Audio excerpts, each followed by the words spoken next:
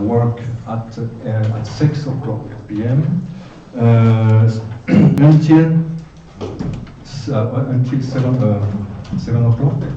Okay. Donc, do you have a free quarter during 1 hour? Vous aurez quartier libre pendant 1 heure, et ensuite nous aurons le dîner. We are a dinner donc at the same place where we were at 12. Donc nous dînerons donc au même endroit au Divino Club où nous étions ce midi. Nous allons maintenant entamer la table ronde qui était prévue, donc la première table ronde sur la recherche d'une idéologie alternative au libéralisme et au globalisme. C'est un point clé, je crois, de notre rencontre, car fondamentalement, il me semble essentiel que nous opposions une alternative idéologique, faute de quoi le système donc avance sans adversaire, sans adversité. Et il est indispensable de lui opposer une vision du monde qui n'est pas la sienne, de manière à rééquilibrer le monde, de manière à entrer dans la multipolarité. Et c'est notre rôle, je crois, aujourd'hui, d'offrir une alternative au système global, d'offrir une alternative au libéralisme.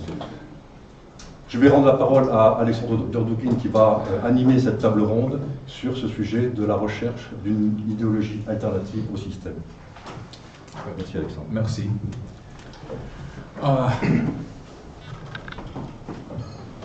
I speak English because maybe I will repeat or translate some essential part in French in order to be understood by everybody.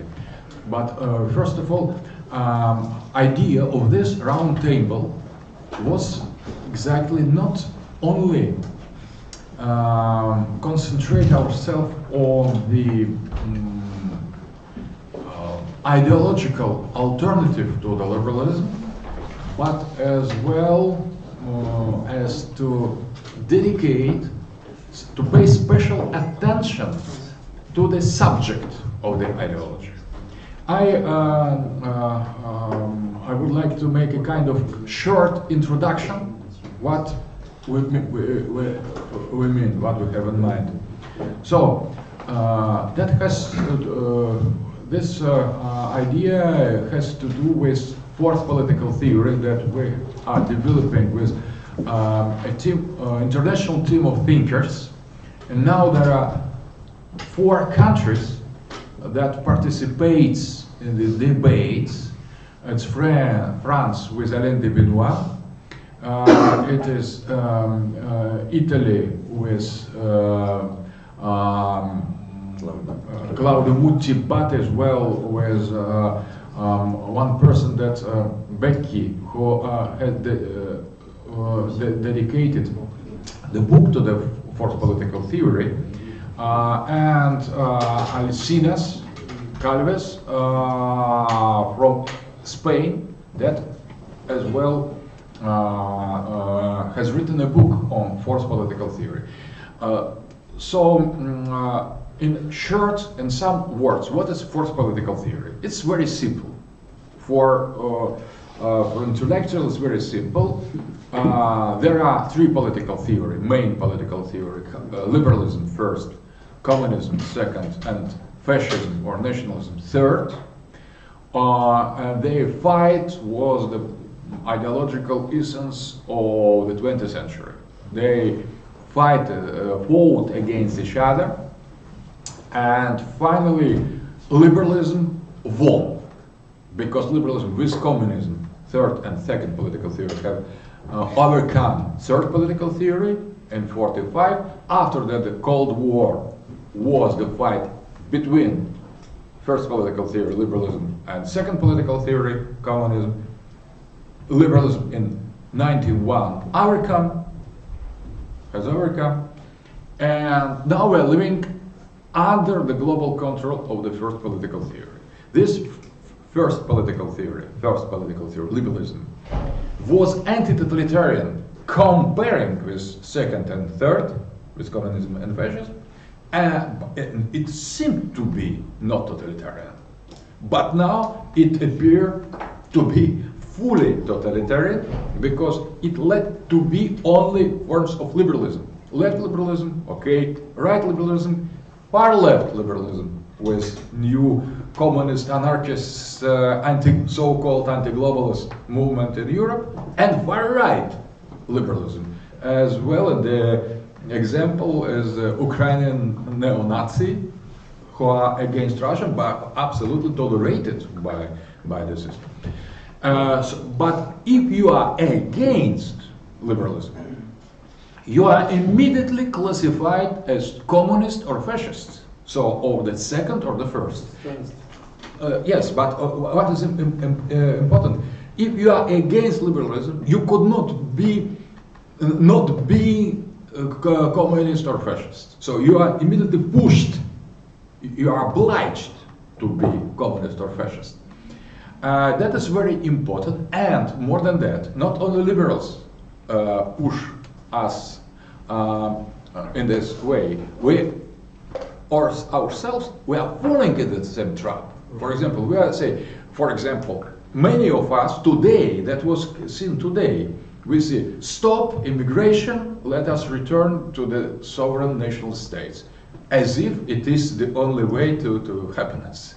So without correct analysis, why national state failed, why communism failed, why the borders are erased in Europe, and so idea is now is liberalism that is main basic paradigm, operational system. We are living inside of operational system of liberalism, and when we begin to oppose to it, we ourselves, not only liberalism, we ourselves all begin to read Karl Marx or to make appeal to the nationalism. So before liberals, that was excellent situation, national state, but as well before were in the Westphalian system bloody wars, inter-European wars, civil war and nationalist war. So nationalism isn't answer and isn't alternative, as well as communism isn't alternative. That is first point of fourth political theory. That doesn't mean we have fourth political theory, but that doesn't mean we need to have fourth political theory. Something that should be beyond liberalism, communism, and fascism. In all three, these ideologies, we're dealing with Cartesian subject, sujet. Nous avons affaire avec le concept du sujet cartésien. Et ce n'est pas par la chance la modernité politique est venue avec la philosophie de Descartes, de la Lumière. Ce n'est pas coïncidence, c'était la cohérence logique, parce que le sujet s'est apparu dans le même moment quand la modernité politique s'était affirmée.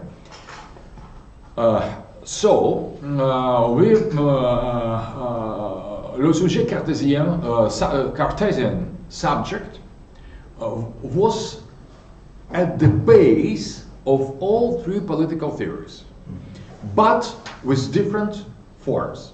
First political theory deals now with individual, and we have spoken already about that.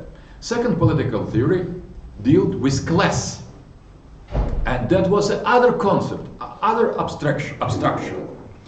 And third political theory deals with nation.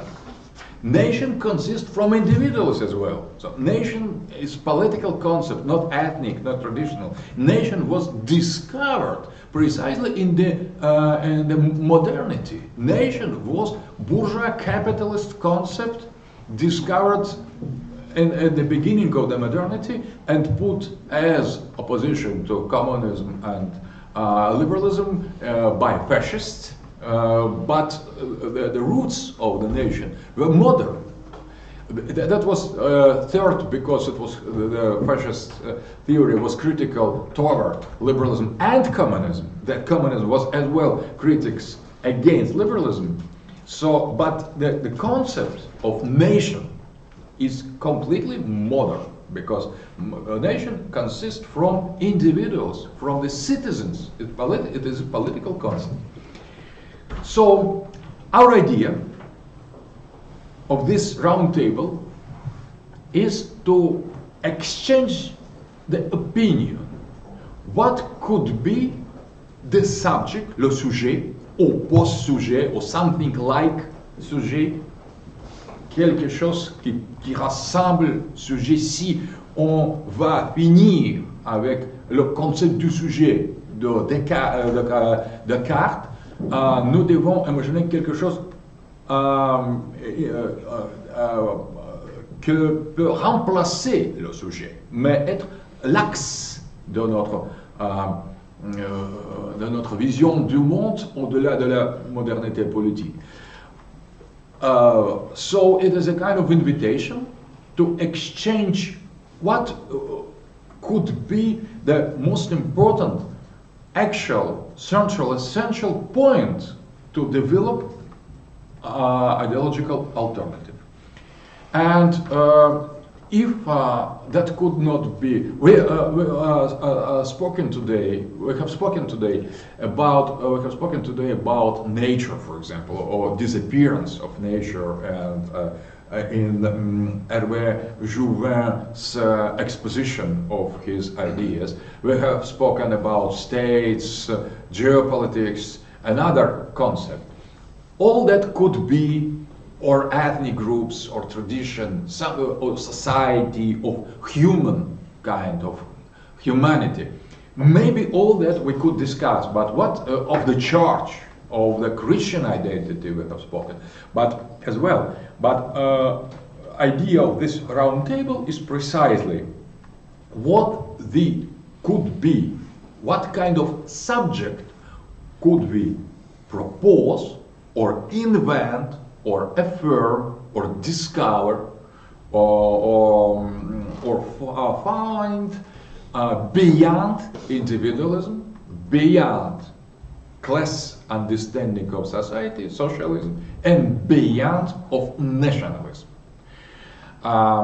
So everybody is welcome to answer this question or develop this kind of discourse. Please. Mais à cause des raisons techniques, on doit parler ici, au micro, parce qu'on doit enregistrer tout ça et la transmission live est aussi ici.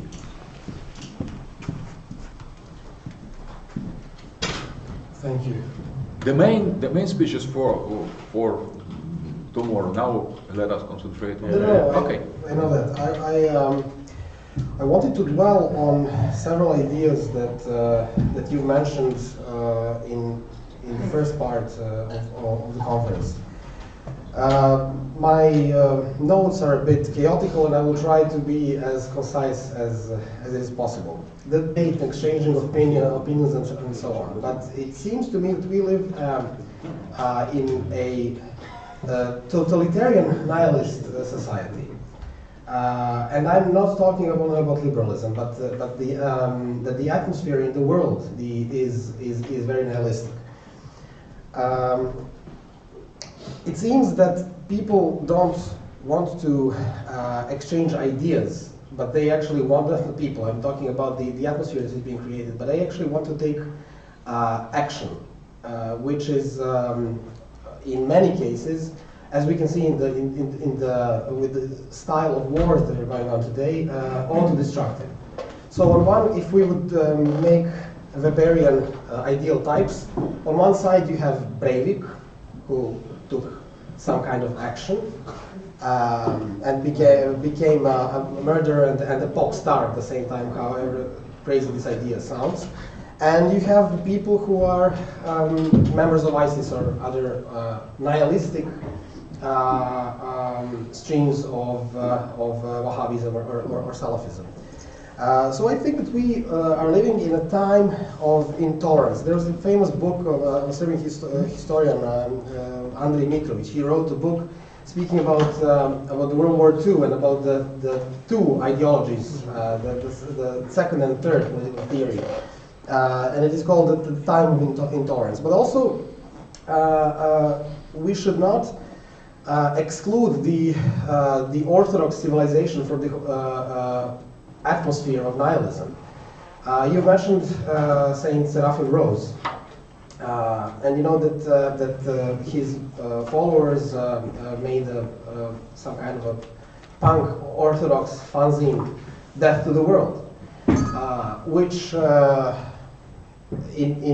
to some people, well, of course not maybe to us as Orthodox believers, but to some people might sound exactly the same as a nihilistic approach of Breivik or somebody who is ISIS affiliated.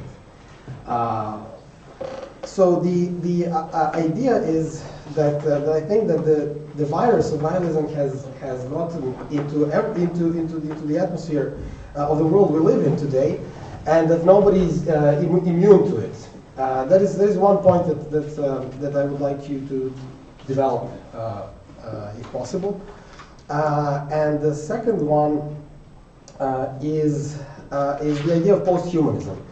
I believe that actually post-humanism is not a new phenomenon within liberalism, but that actually I would dare to say it is an old agenda, and maybe an original agenda of liberalism.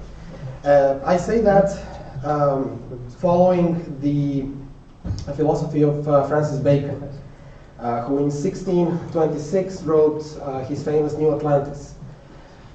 In the New Atlantis, the main organization that he is talking about, that he founded, is the so-called Solomon's House. And in the book he defined it, and let me cite this. End of our foundations is the knowledge of causes and secret motions of things, and the enlarging of the bounds of human empire to the effecting of all things possible. In other words, Bacon, and I believe all the liberals afterwards, especially the classical liberals, had an idea of conquering nature and absolutely controlling nature. What does this mean in the next step? It means that the goal is to exchange a God-man, which was Christ, for a man-God. In a society where nature and all the secret motion of things is completely controlled by human, there is no space for God. And I think that here is the key for both of our problems: post-humanism and nihilism. Because without belief, there is no meaning of life, and a human being that is completely controlling the nature and that can change parts of body or mind or even become virtual is not a human anymore. So I would like to go back to this story, and especially with the emphasis on orthodoxy and how do you see in orthodoxy. Also a famous, probably today the most famous Serbian monk. He's often on YouTube.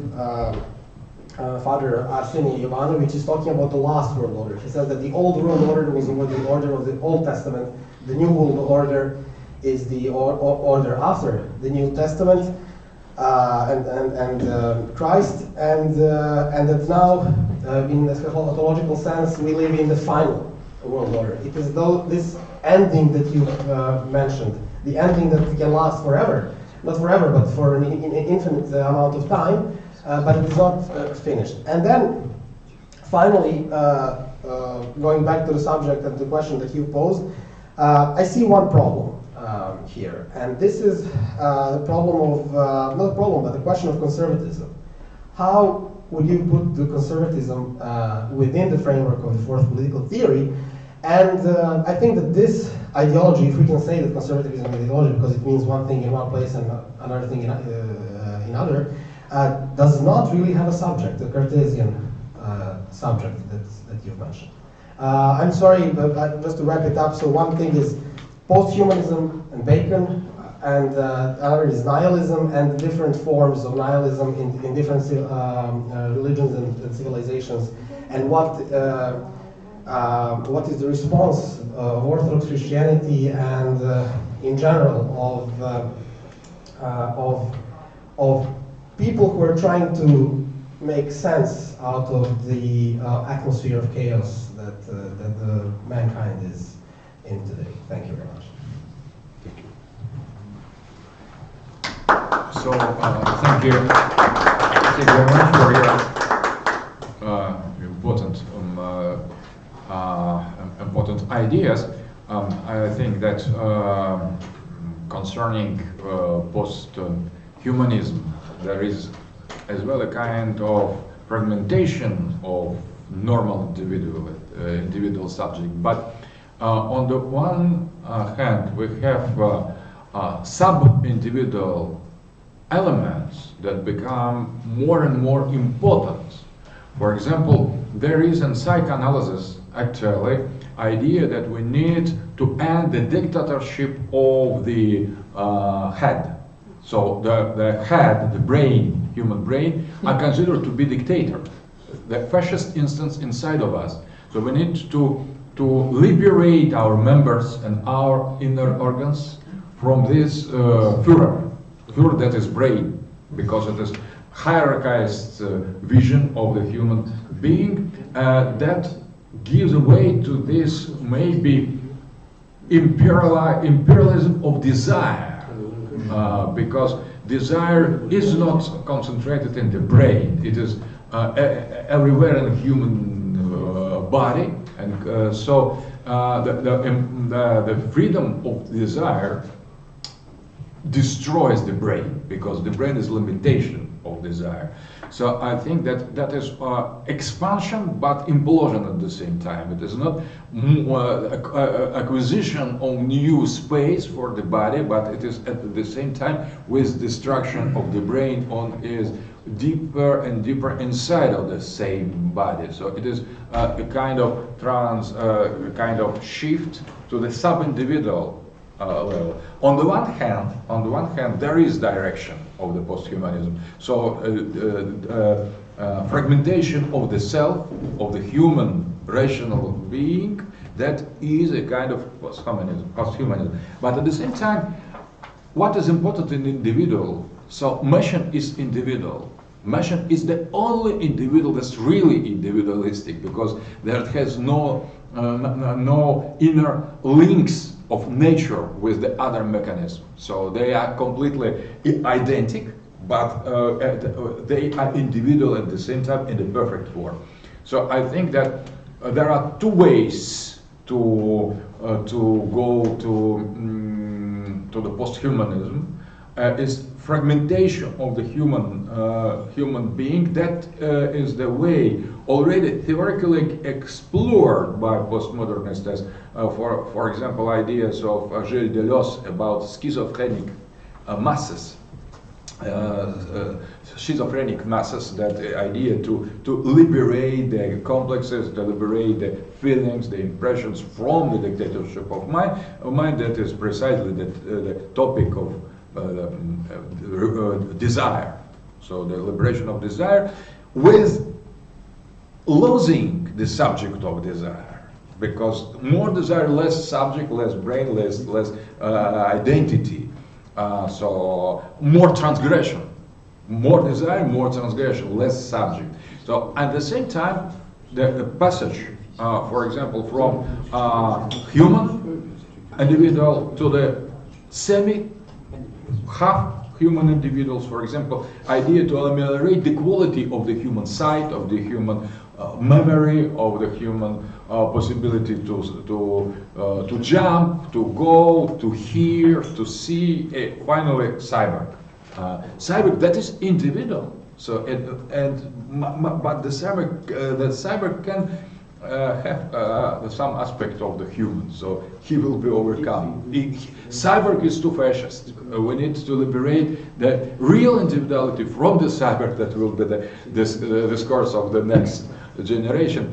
And I think that, but individual is the concept that will be the axis. Desire, individual, and liberation will be three ways, three axes for liberal future.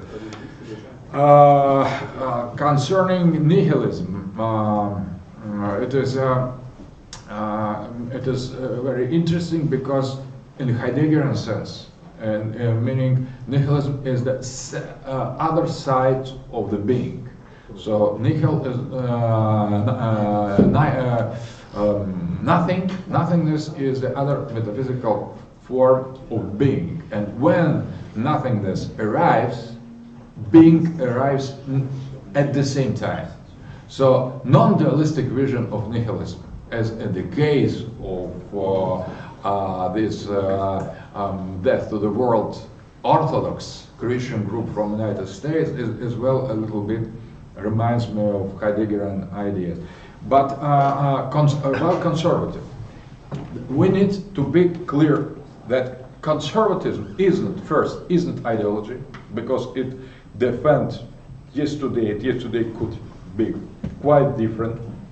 Yesterday, or one time, one epoch, it's completely different concept than yesterday in other condition. And defend yesterday doesn't say nothing, doesn't say anything. Is nothing, says nothing concerning the qualitative core of the ideology, and that is difference. So there is no conservative ideology, because that depends from too many factors. And communism ideology is ideology, liberal ideology is ideology, nationalist ideology is ideology, conservative ideology is not ideology. So we could not speak about it is only le nom provisoire. Say it is a name that we use too approximatively to explain our reaction against something. So it is completely reactionary concept.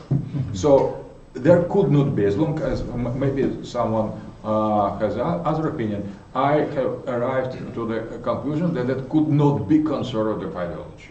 So, and if there could not be conservative ideology, we could not speak about the subject of conservative ideology. So that is why we are calling that fourth political theory. We are speaking about the theory that doesn't exist yet, but conservatism exists, and it is not theory or ideology. So, but it is very interesting remarks. Please, I invite some other. Please. Yes, I have a here. I have just a question. Do I have to? Yeah. But the organization of demands you to come. Sorry for I have inconvenience. just a question. Of course, I don't have a speech. Do you notice a kind of separation between the advancement of political ideology and geopolitics? Because by 1991, we had both winning, geopolitically the global empire and liberalism as winning ideology. Since 1991, we had some limited success geopolitically. Good things happened or are happening in the way of happening in Russia. Things seem to be stable in China. We are making a step forward in Turkey, in the Philippines, in other regions of the world. Of course, the problems are not solved, far away from it, but there are some signs for the better. On the other way, ideologically, we are still losing completely, so we didn't have anything new. Do you see this, I don't know how to say, o defazare, I don't know how to As long Thank you. as long as I'm concerned, I think that there is the direct connection between ideology and geopolitics. So that in the bipolar world, that was the first political theory represented by the Atlanticism, and second political theory represented by Soviet Union. After the fall of Soviet Union, there was only one ideology and only one geopolitics, globalization. An appearance of alternative toward globalizations on geopolitical level, in the case of Russia, but not only Russia, that was a kind of, I would say, the dawn of the fourth political theory. Maybe only dawn, because that is not by the chance that Russia today represents alternative to globalization. And we see, maybe it is not fully correctly, but we see, we presume behind Putin's Russia something more than nationalistic, imperialistic sovereignism, something more than reappearance of Russian nationalism. So we feel it. We cannot explain that, and we presume that there is some ideology behind that. So I think, but it could not be returned to the bipolar system or to Westphalian system between the national statehood. It's something other. So I think that now, and that we are calling multipolarity. If we need a word, the word is multipolarity. So Russia now is not only representative of Russia itself, also referential entity. It is something much more, and that is why there are such support of Russia without clearly defined ideology and without great sympathy for Russian people outside. I am traveling in different countries, and I see everywhere the enemies of Russia and the friends of Russia. And the friends of Russia sometimes do not know anything about Russia, anything. They create their own Russia. They need Russia as something more than Russia, more than actual Putin's power. And I think that is something already, something of that is present here in our audience. I presume that. So I think that geopolitically we're dealing with opposition between growing globalization geopolitically and growing liberalism ideologically, and as well growing opposition to it in both senses. Ideologically is anti-liberalism that is as well manifested in Trump's electoral campaign and the growth, certain growth of support for Marine Le Pen and growth of so-called conservatism, patriotism, or nationalism in Europe. And in any cases, both things are linked. Hackers, which nationality is hackers that have helped to Trump to come to power?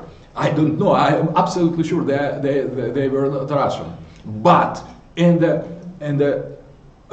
imagery of American society, they are absolutely Russian. We could not convince them. They mock at us because they are Russian by ideological and geopolitical reasons. They are not Russian in the sense that Russia as something that has nothing to do with actual Russia, with actual Russian hackers and so on. The same time, in the presidential French election, they tried to do the same with Macron and Marine Le Pen. Why Putin should support Marine Le Pen or entering in the inner space of France? Because Russia is perceived as ideological alternative, not absolutely not communist Russia, nor imperialist Russia. What has communist Russia to do with all the supporters of Putin? Nothing. Or all the what has Russian nationalism, for example, that exists, but it is small phenomenon, has to do with support and hope for Russia. So I think that ideologically and geopolitically we identify on the world scale globalization, liberalism, and the West and the Atlanticism in any senses, and all alternative is more or less linked with geopolitical Eurasianism, with anti-liberalism as well.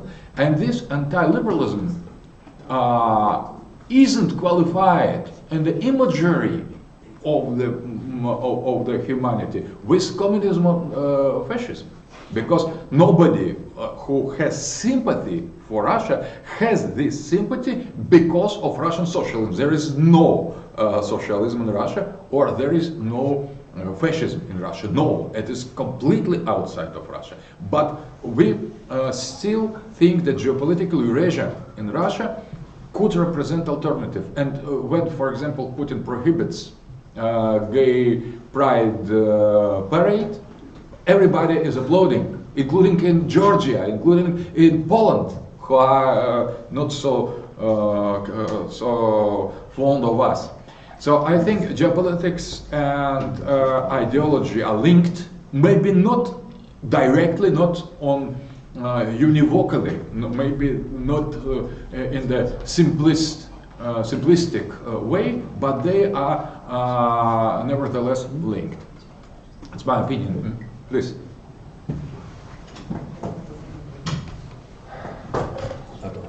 Chris, après.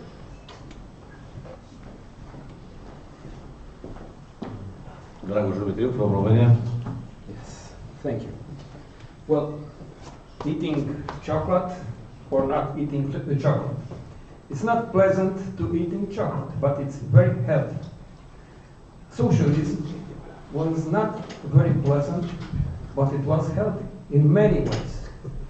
Today's Russia, you know, we're talking about Russia, or we're talking about the strong man who is in front, who we'll see from outside. I don't know if Putin is really a strong man. You must know better.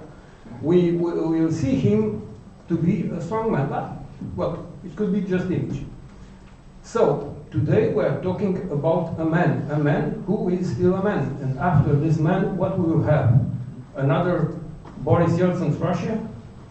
So Russia is not an alternative, but Russia is an example that a strong leadership could be a savior system.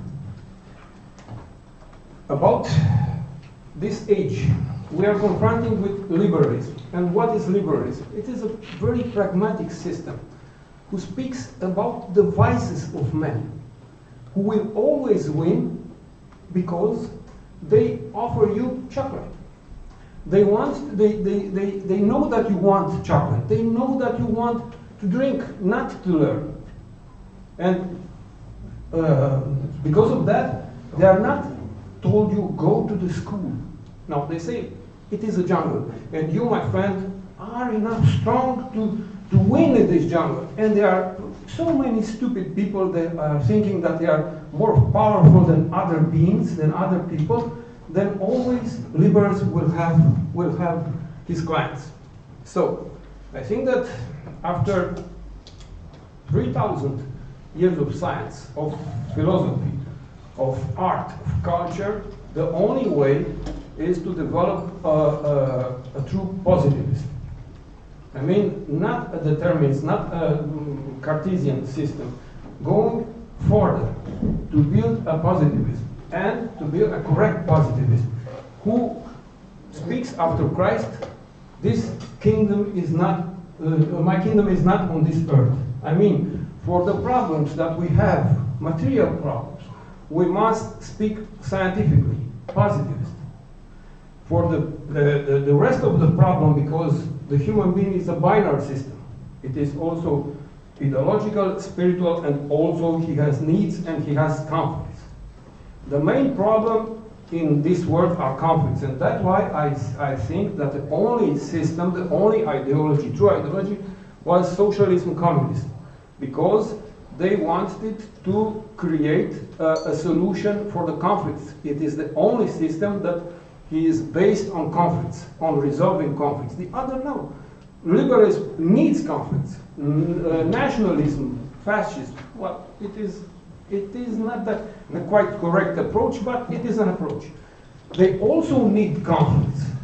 Our people, the planet needs conflicts? I don't think that. But the rich people, the people, and also the people that want to be rich or think that they want to be rich need conflict. We don't need that. So the system that we are must searching is a system who is based on what humankind has given good, the science, the culture, and also a system that must respect what is proper to each nation. This is the beliefs, this is the culture, this is the sensibilities. We are not respecting this in any system. So this is what I think that it could be a modern system now. Well, thank you. Thank you. Good.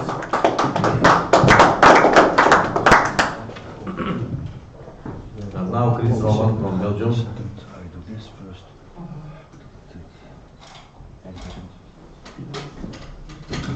Okay. Ça marche maintenant? Okay.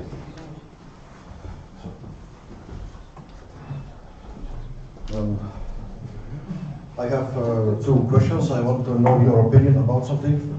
First of all, it's about Russia.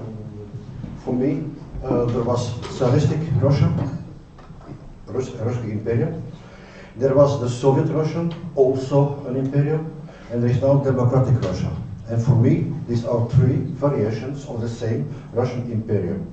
Sometimes I see that very right-wing people, they say, oh, the communism, everything is bad. But for me, I'm not Russian, and for me it is a little like these people, they cut an important part of the history of Russia. Communists, they say, oh, the Tsarists, they are very bad, the Tsar was bad, and they also cut, for me, a part of Russia. So, are you agreeing with the position, the three Tsar, Soviet, democratic are three times the same big Russian imperium? Then a second question, I made it very short. A long time ago, there was a guy that I liked, it was General Lebed. He was killed in a helicopter crash, you know it. Yeah? He had some problems with some mafia. And he told something very interesting in a reportage on Arte. A people cannot be great if it is not on spiritual way great. See? And what I now see is, and that's my question now, I live in the West and I know very well what is the Vatican. And sometimes, to be short, I can say, sometimes I see what the Vatican is doing, all the history. Vaticanum delenda, is this a good solution? Because we see that Christianity in the West, the Catholics, were always the enemy of the Orthodox. The Croats, they collaborated with the Muslims against the Serbian Orthodox. Don't forget it. Yes. The Polish, Lithuans collaborated with, I'm calling over Poland. They collaborated with the enemies of Russia, with the Mongol Tatar. And every time we see that the Catholics collaborate with the enemies of Russia, there are two possibilities. Or we can fight and hope, and I know a few people for friends, and I am not against, I have Catholic friends, so there is no problem. But I'm speaking about the Institute Vatican. Is it a dream to reform the Vatican and to make the Vatican again clean, like maybe it was a long time before, but very long time? Or is it better that the Vatican disappears?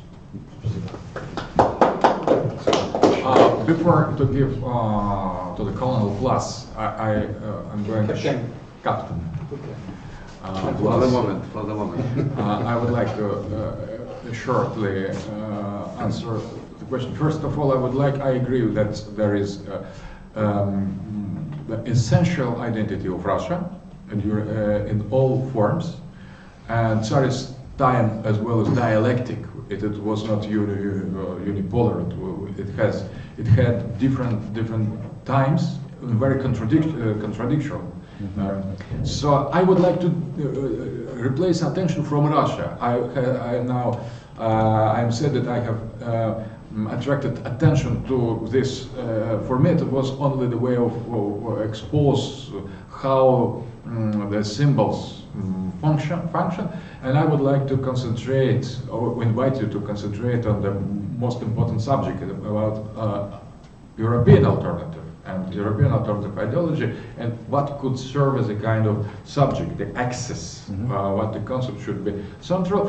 And about Vatican, we have Orthodox Christians long history of confrontation, but when I have studied the history of Italy in the all dimension, I have come to the conclusion that up to the end of modernity, for example, Vatican is rather positive and conservative in the good way, traditional force in the Western Europe, not confronting us, not confronting the borders between civilization, but, for example, the Trident Council that have stopped the expansion of Protestantism and has frozen the Renaissance in this moment when it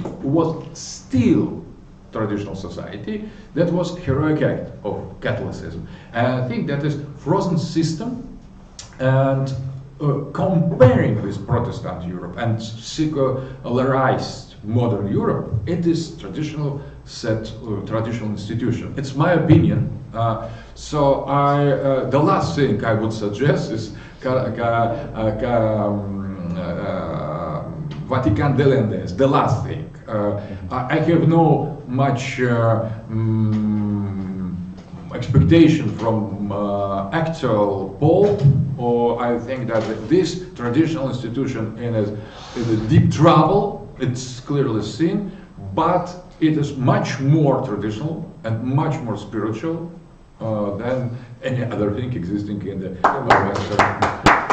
Western Europe. But it's my opinion, and that is a kind of my appreciation. And I would like to invite you to be careful with words, because we are here to find common platform, not to accuse. There are so many disagreement in our country, in our nation, in our religion, that we are trying to put the peoples of Eurasia together. And but that's my suggestion. Captain, please. Well, maybe it's not No, necessary. we have the cameras here. We apologize, but it's for C'est une obligation. C'est une video recording obligation. reasons, yeah.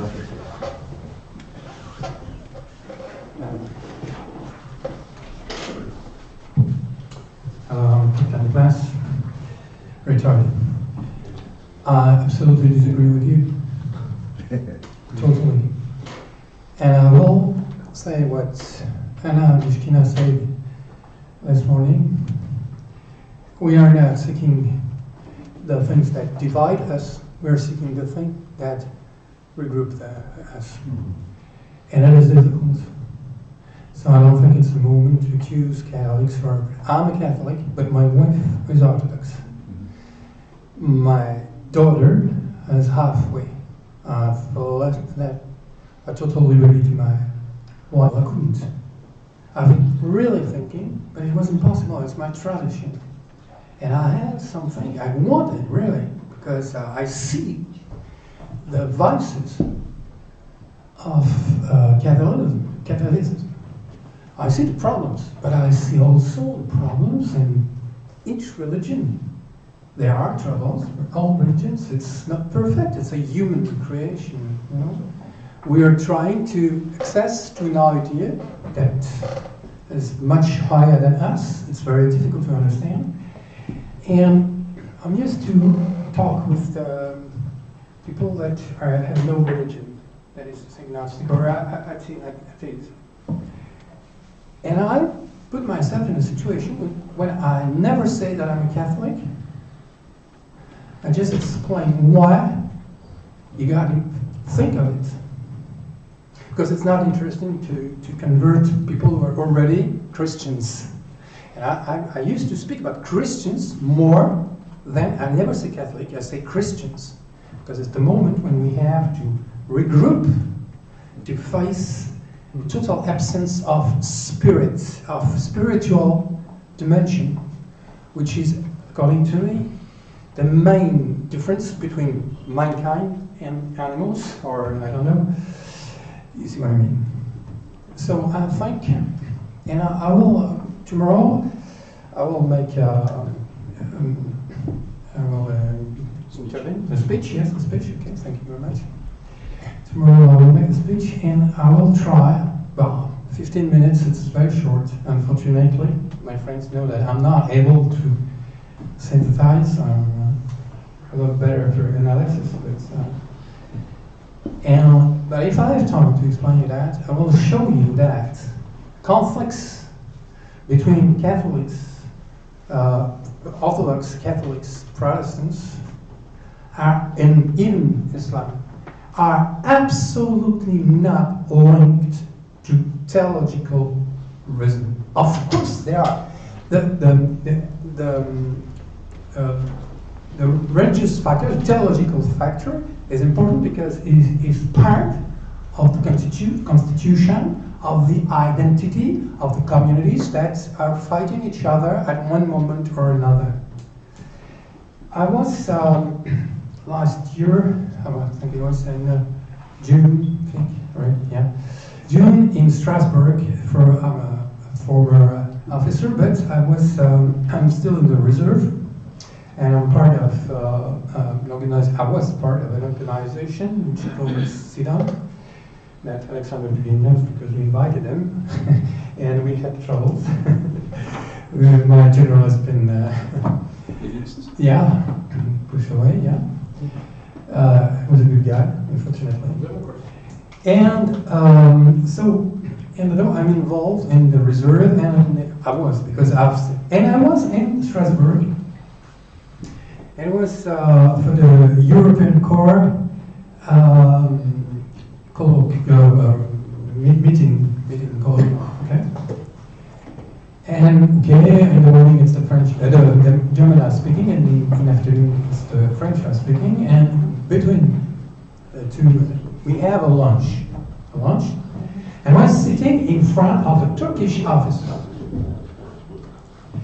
And I told him, well, I think that I was explaining him how the banksters, that is to say the global financial dictatorship, what I define like the global financial dictatorship, people who have the power of printing the global money, that is dollar, which are, because Federal Reserve is a private bank, like the Central Bank of Europe, private. That is to say, people who have no legitimacy to print money on the political point of view, they have not been elected, okay? And for the American, it's very important. If you read the book of Anthony Sutton, you will see how the things, the plot of the Federal Reserve, you'll see how the things happen. And I was explaining to that young major, Turkish, that every conflict since the beginning of the humankind has always an economical or financial background. Codes, okay, codes are, okay. And he said no, and I was waiting for that remark. I knew that he would say that. No, the Crusades was not. We were eating, and for 1 hour I explained him, and I was trying to explain you that shortly, not 1 hour, how in fact the Crusades are absolutely, of course, the religious factor is important because it is a crucial factor of the constitution of the identity of the people who are fighting each other. But the real reason why was the will of the bankers, and not exactly the bankers, what we call the traders, bankers of Middle Ages. If you're interested in that question, you go to read the book Les marchands rentiers du Moyen-Âge de Jacques Le Goff, hein, presse universitaire de France. Petit livre, facile à lire, très bien fait. These people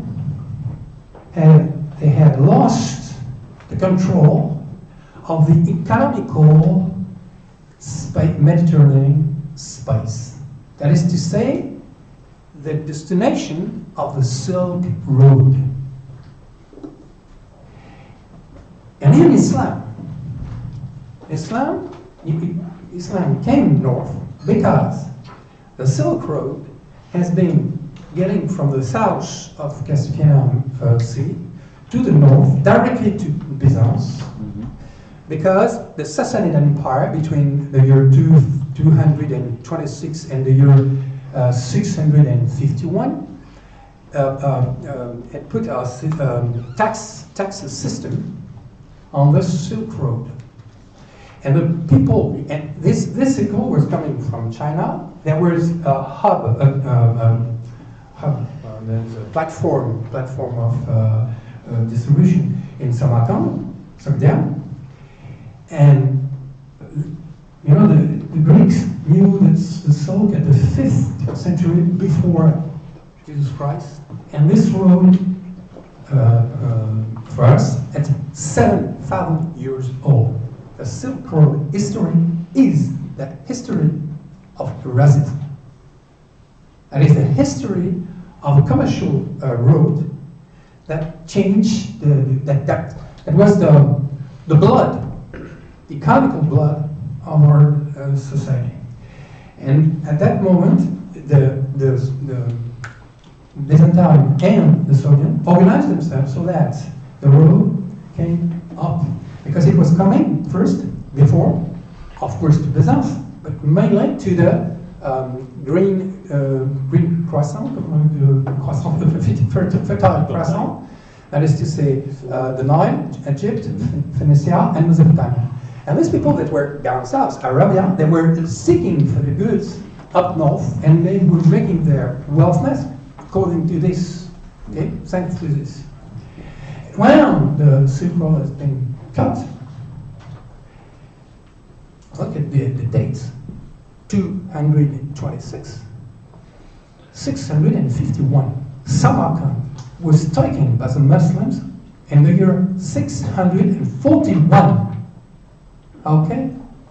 So it is clear that this was absolutely not a religious purpose. It's Carlton Clausewitz used to say, to make a war, you need a will. And the will is always the will of the person who takes profit out of the crime, out of the action. Okay. So for me, it's clear that you can, of course, there are differences between religious theology, religious theories. Okay, of course, but it's not a matter to fight against each other. And this way of thinking, it is instrumented by people who want to divide, to rule. That is to say, for instance, we have now a perfect example, because we have the same problem nowadays. It's oil. The real reason why we're fighting in the Middle East, it's oil. But everybody is instrumenting religion on both sides. Okay?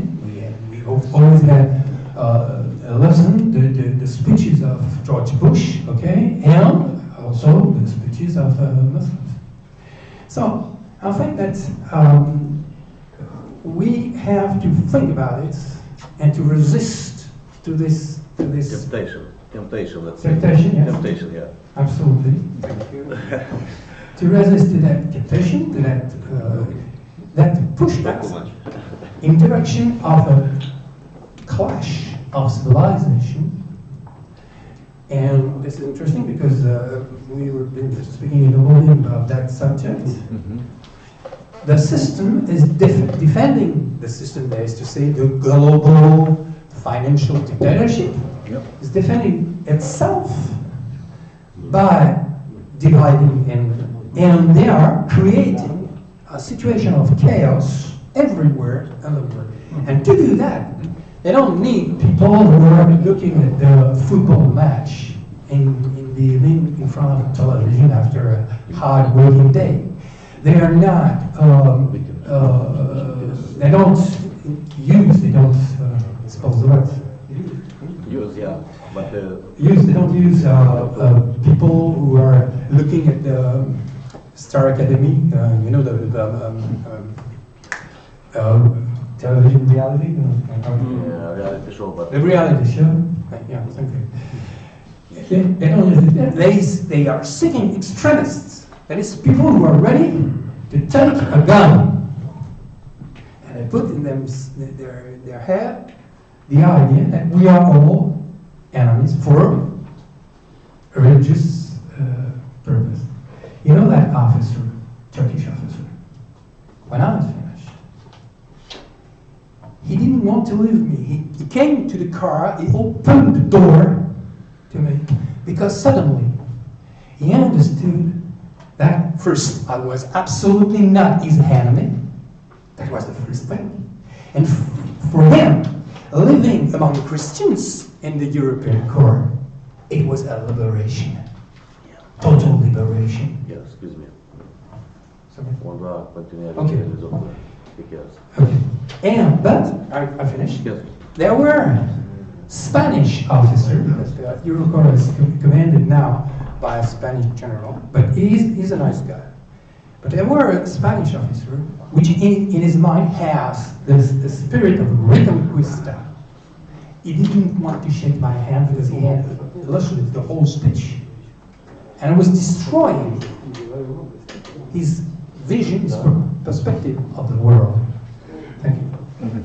Thank you very much, Pierre. Chris Roman, he would like to reply to our friends, Pierre Glass maybe. Chris, Yeah, please. very good. You told me that you are not agree with me, but it's very difficult not to be agree with me because it was not. I didn't say something. I asked something. Okay. So, Okay, thank you. I'm sorry. so no, okay, but because my question was what to do, and I want to remember people for one thing. What happens in the history is history. We cannot change it. Yes, I say if we collaborate, the fruit will be more nice than if we have a war and troubles. About this, I agree. But my question is that in France started in May '68 a revolution. The result of this revolution is the decadence of the Western world today. That's the beginning. But please don't forget, my opinion, this May '68 revolution was possible because in the Vatican was a conference, Vatican II, where the leader of this Vatican II was Freemason and Protestant. So they asked, and my question is now, believe me, I have a lot of friends, but they are all in, how you said in French, Pius X, this group of Catholics. They are very good, and I respect them very much. And I say to my Catholic friends, dear guys, today be Catholic, it's very hard. Because there is a lot of bad stuff in your own church. I am against the modernism in church. That's my opinion. So I prefer when the Pope do the Mass with the back to the people and not on the other side. But this is important for Europe, because if we change the traditions, you would change everything. And I think that here, with the conference, Vatican II in '65, destroyed a lot in Europe. And my question was, can we restore the situation, or is all lost when we speak about Vatican? That was my question. May I answer briefly? Briefly, yes, Very briefly, but it's important that it's important because I really think that it's absolutely necessary to fight against each other, and I don't think that it's modernism that will help us. Modernism as Alexander against the enemy, in fact. Yeah. I think, on the contrary, tradition That's the way. That is to say, we don't have to go further, we have to go back to the roots of Christianism. Okay, it's possible. And second, May 68 was absolutely not a revolution. It was a revolution, but a colored revolution, coming from the United States, because General de Gaulle, economic reason, financial reason, asked for the gold of France to the Federal Reserve in 1965-68, and the Americans didn't want to give him back the money, and I thought, my God, if, because you know the Bretton Woods agreements in the July the 22nd of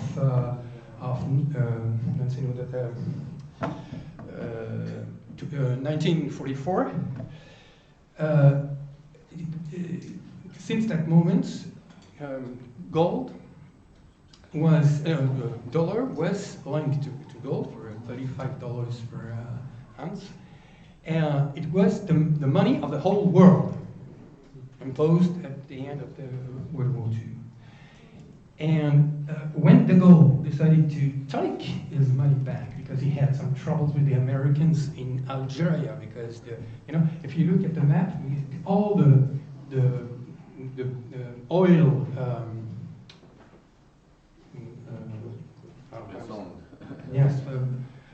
places, the oil plants, the whole oil plants are on the Libyan border. You got only Asim Saoud, okay, but you got the point of Tunisia, and then you got all on the border for the American Texan oil seeker that were in Libya. They considered that the French were stealing their oil because oil is everywhere in the world belongs to them. Okay.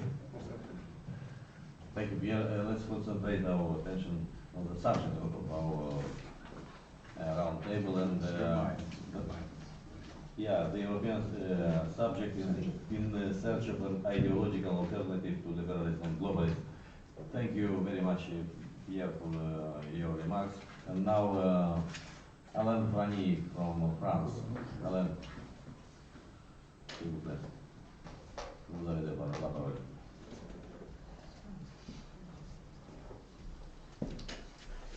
Thank you very much. I'm just a French citizen who are fed up about globalization and Anglo-Saxon domination. There is just a couple of ideas. I come with more questions than solutions. But when I see that, I think there is two ways to find some solution. I begin by the top. The top, I think, is a concept which is empire, maybe. An empire which has to go far away from the nation where it exists. And an empire with a very beautiful idea, a transcendence of all particularities. I think that with empire idea, we have to root that idea with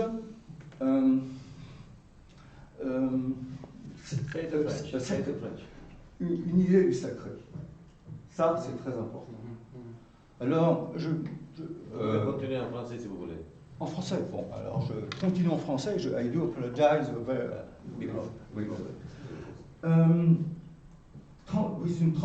une idée de transcendance, et notamment par rapport aux diversités. Je crois qu'il est très important d'aller au-delà de quelque chose qui nous a divisés, qui a tué l'Europe en 14-18, c'est-à-dire le nationalisme. Mais aller au-delà du nationalisme, c'est aussi prendre en considération la réalité des nations, et donc les respecter. Tout comme je crois qu'il y a de nombreuses racines culturelles parmi nos peuples, et que nous devons être capables de toutes les revisiter, et pas une seule. Je crois que l'idée de l'Empire est de pouvoir imposer une force sur le plan mondial, mais en respectant la diversité des réalités de nos peuples. Le deuxième aspect que je voulais développer, c'est à l'autre bout de la chaîne. C'est-à-dire qu'il y a non pas un mot, je crois qu'il y a des mots à trouver, il y a une réalité qui s'appelle la subsidiarité.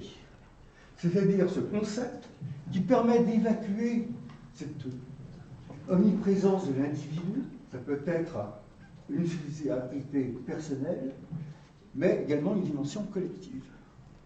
Alors je crois que là, il y a peut-être deux axes de réflexion pour forger quelque chose qui soit plus le socialisme moins connu, certainement pas le fascisme ou le national-socialisme, encore moins ce libéralisme qui est abject, mais qui permette, autour du concept de subsidiarité, il y a un mot à trouver, de dire que vous êtes maître de vous-même, aux gens, mais aux communautés aussi.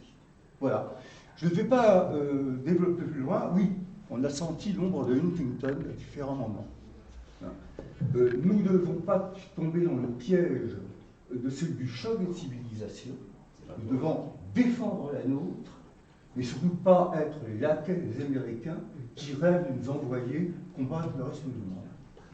Je vous remercie. Merci, merci beaucoup. Je voudrais faire quelques remarques. À mon avis, c'est très important ce que vous avez dit à propos de l'Empire.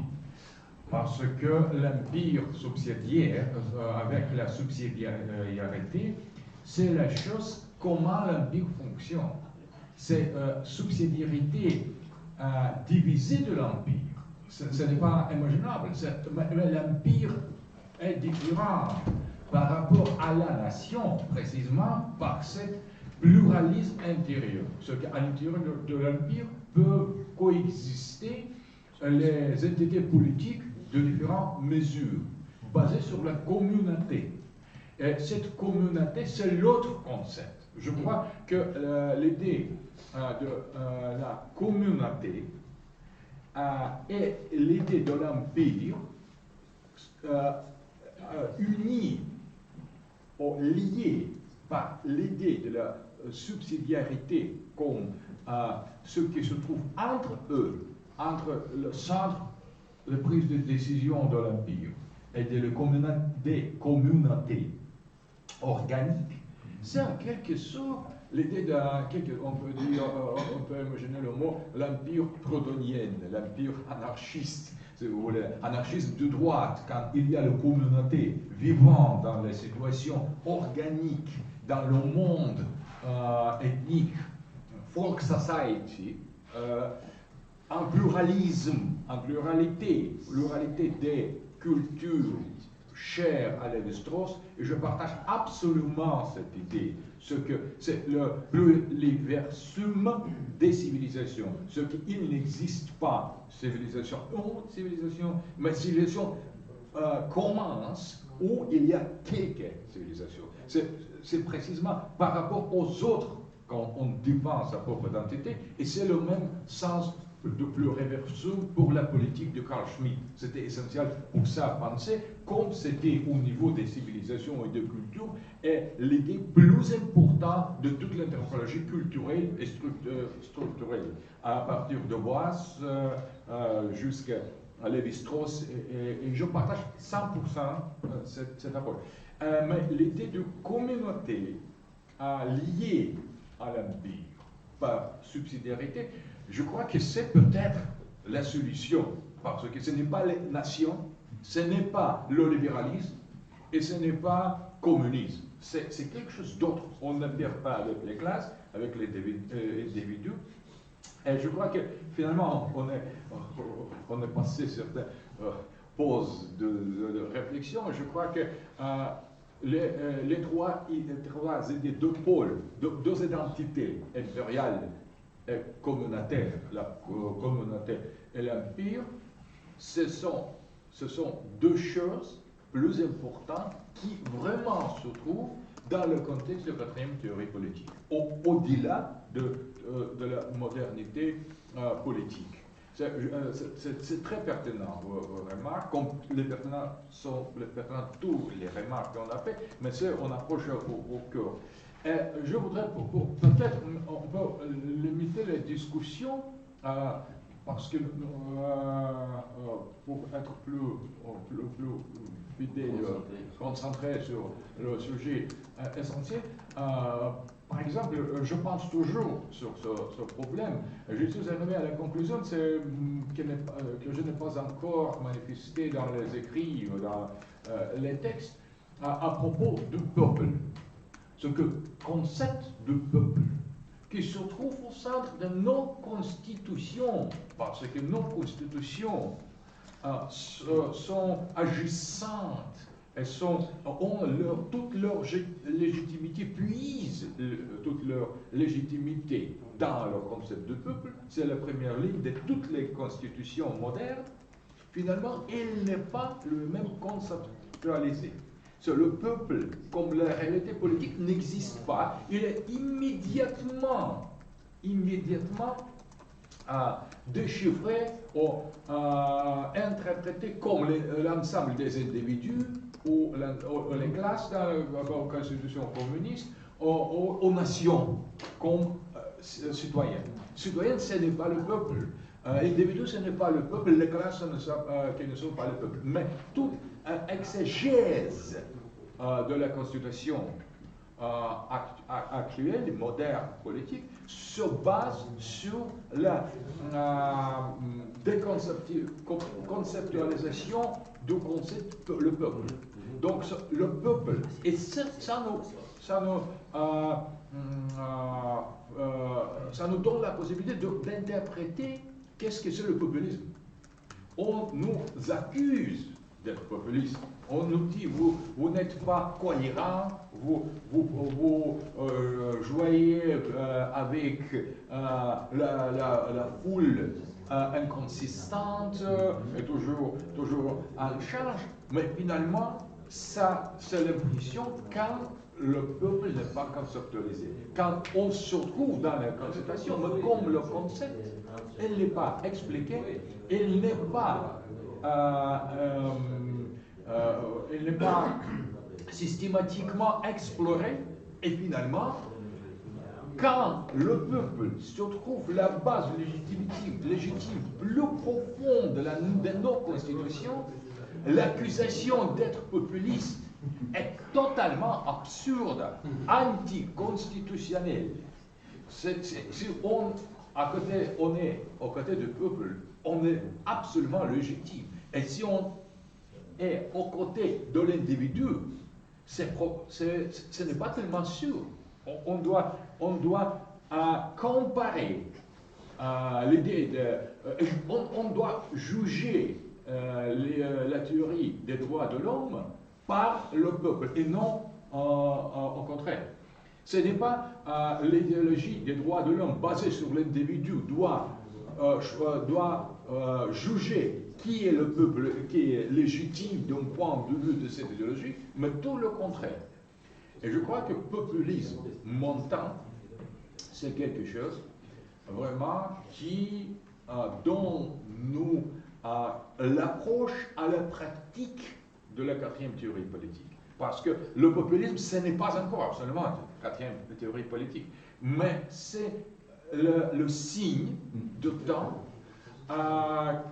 Et si on a le concept, la communauté, le religieuse ou ethnique ou culturelle ou régionale, peu importe, communauté organique, d'un côté. D'autre côté, l'idée de l'empire, et je crois que l'empire doit être identifié à la civilisation, parce qu'il y a les civilisations empires et il y a les empires civilisations, mais ils sont interchangeables en quelque sorte. Les Grecs ont créé la civilisation qui est devenue l'empire sous Alexandre le Grand. Les hindous ont créé la civilisation sans État ou avec plusieurs États. Il y a les autres qui, comme nous les Russes, nous avons fondé l'empire et c'était notre civilisation. Pour nous, notre civilisation, c'est l'empire. On a déjà évoqué beaucoup de fois cette idée. Je suis tout à fait d'accord sur le concept de l'empire. Le concept de l'empire, qui n'est pas moderne, qui est clairement pré-moderne, nous devons le concevoir dans le contexte postmoderne. Qu'est-ce que c'est l'empire postmoderne et non l'empire libéral de Sarral ou de Hart and Gris. Non, notre empire cher à Alain de Benoît, nouvelle droite européenne. Et d'autres côté communauté, c'est vraiment un concept clé, mais le concept peuple, c'est quelque chose qui est beaucoup plus proche à notre politique moderne, mais qui n'a pas sa place, qui est exclu d'une manière secrète, clandestine. Je crois que le peuple a été évacué d'une manière, si par exemple on a détruit l'empire et on a détruit la communauté d'une manière consciente et explicite, on a évacué le peuple d'une manière implicite, secrète, tacite. Donc, si on doit lutter pour restaurer la communauté et l'empire, le transposer dans le futur, dans la postmodernité, d'une manière directe, mais le peuple, c'est l'instrument qui n'est pas encore démonisé, parce qu'il a la nature constitutionnelle, le peuple. J'invite de penser de ça, parce qu'on a au moins maintenant deux concepts proposés par vous, la communauté et l'empire. J'ajoute le peuple, et finalement on a quelque chose au moins. Donc, ils ne sont pas sujets cartésiens, mais ils peuvent être conceptualisés au-delà de la dogmatique totalitaire libérale. On a quelque chose, ce n'est pas fascisme ni communisme, parce que le fascisme et le communisme opèrent avec les autres concepts complètement autres. C'est donc,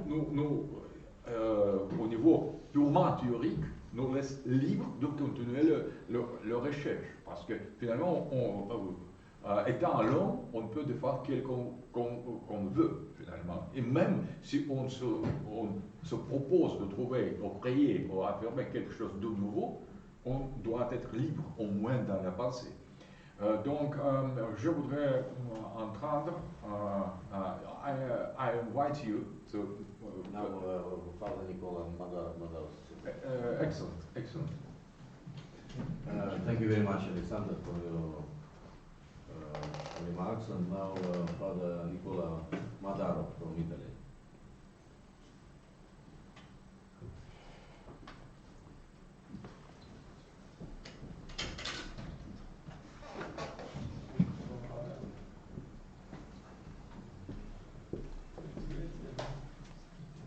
Thank you very much another time, you, Yuri, Professor, et to Emmanuel.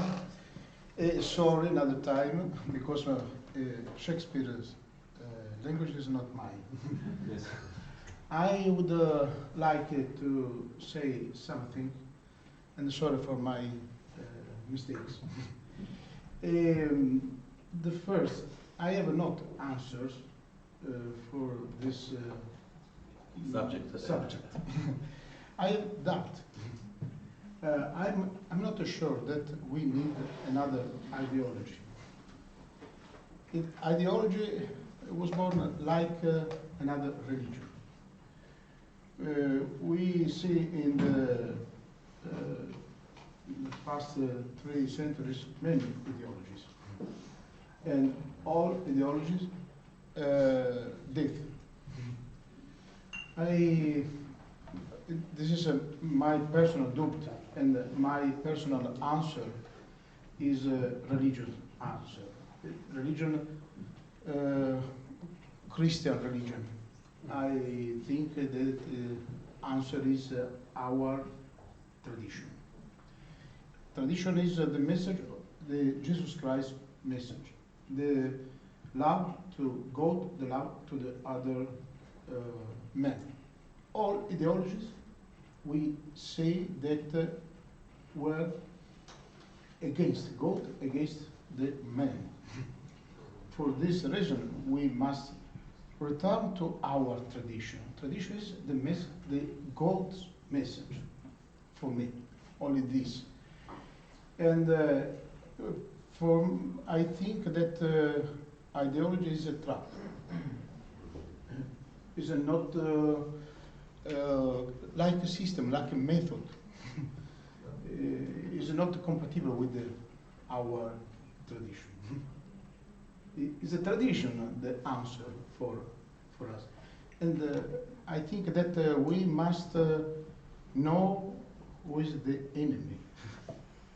Our enemy is Proteus. And change and use all ideologies. Now we live the ideology crisis too. And our enemies use right or left. I think that they can use another time another new ideology. I think too that not all the churches are the same, because not all the church now love the tradition. Church who are against tradition. This is the fact, discrimination.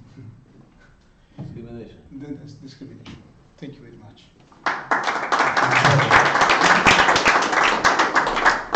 Thank you very much, Nicola. And now, Laurent James.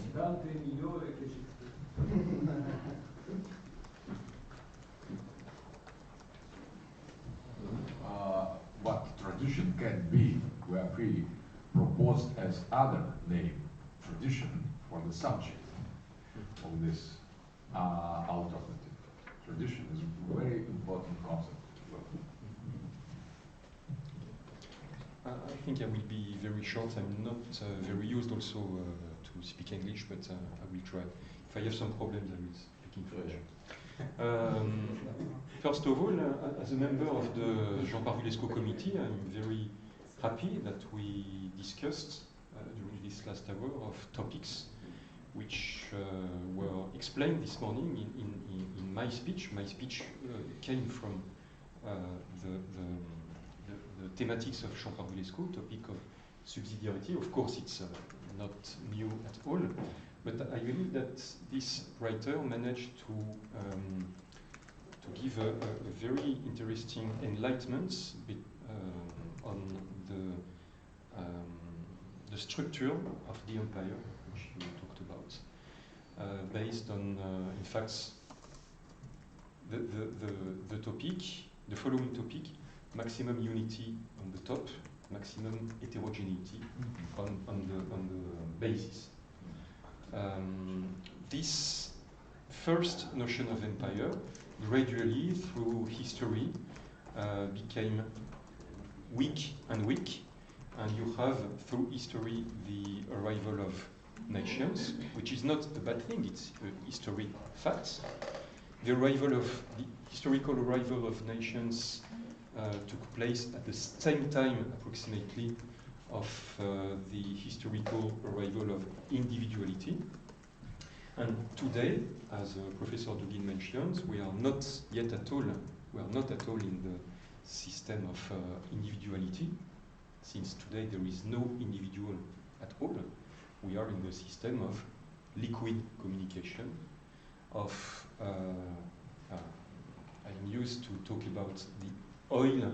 The empire of oil was the first l'enclencheur, the first phenomenon which gave rise to the empire of liquid. Liquid today, of course, is the connection, the numerical connection. And this oil, which is the symbol of the liquid communication between people, petrol, oil. Maybe you know how the American natives, how they, comment ils appelaient le pétrole. The name of oil for American natives was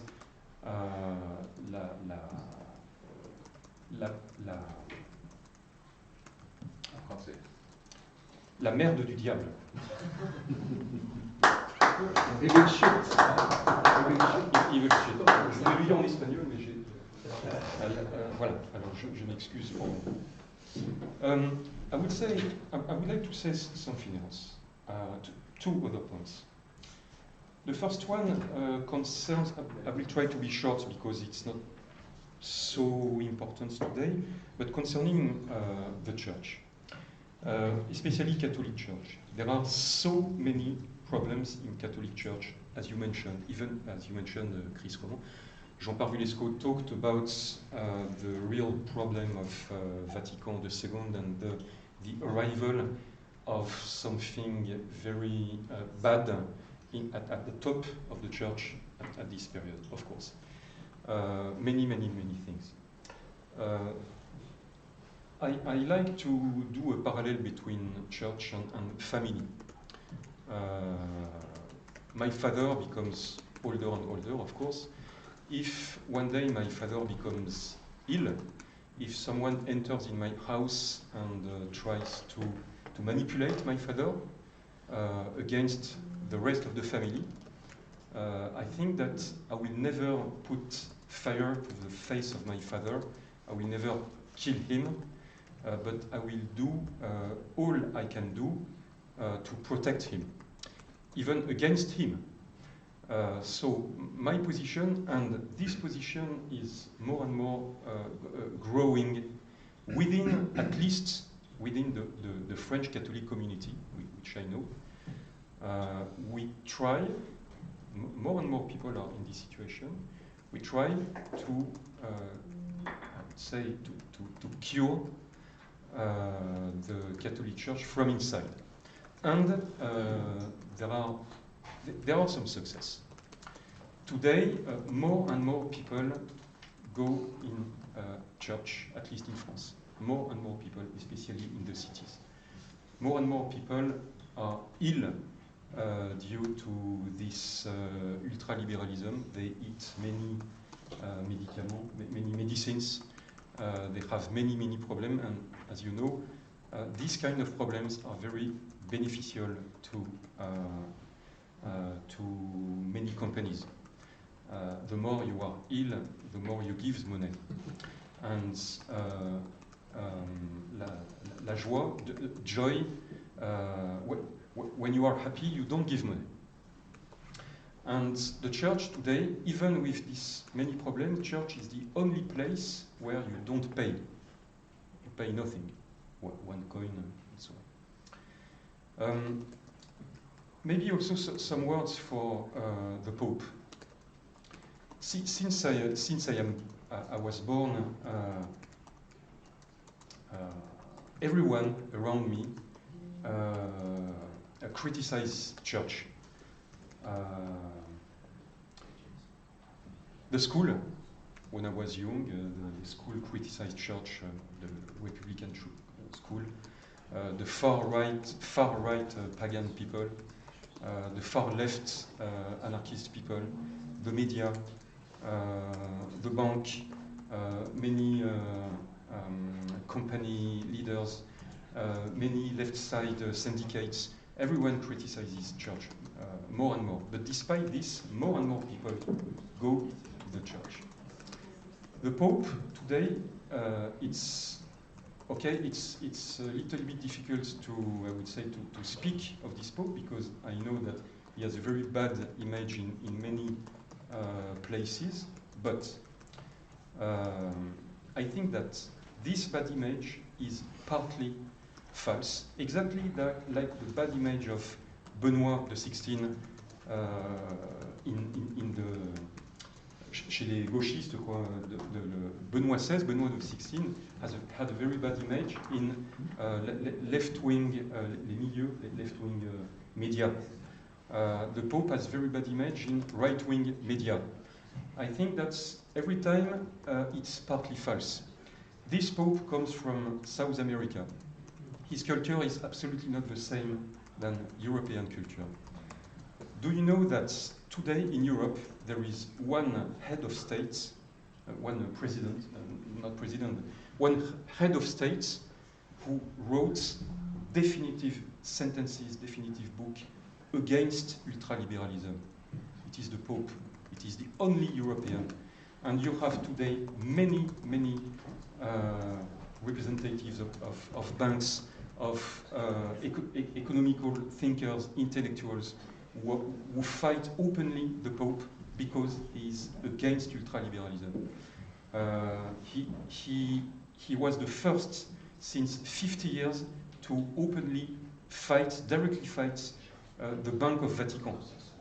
That is the reason why he does not sleep in the Vatican, because he received many death threats every week.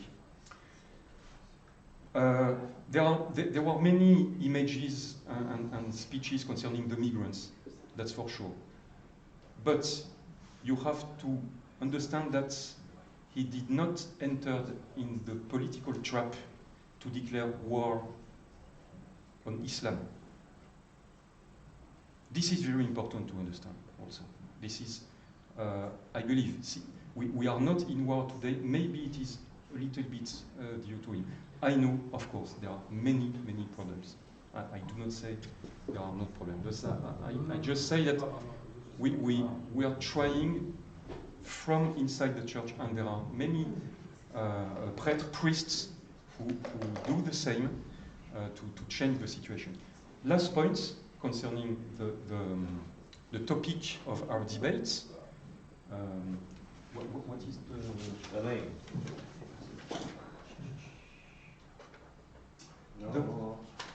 Here.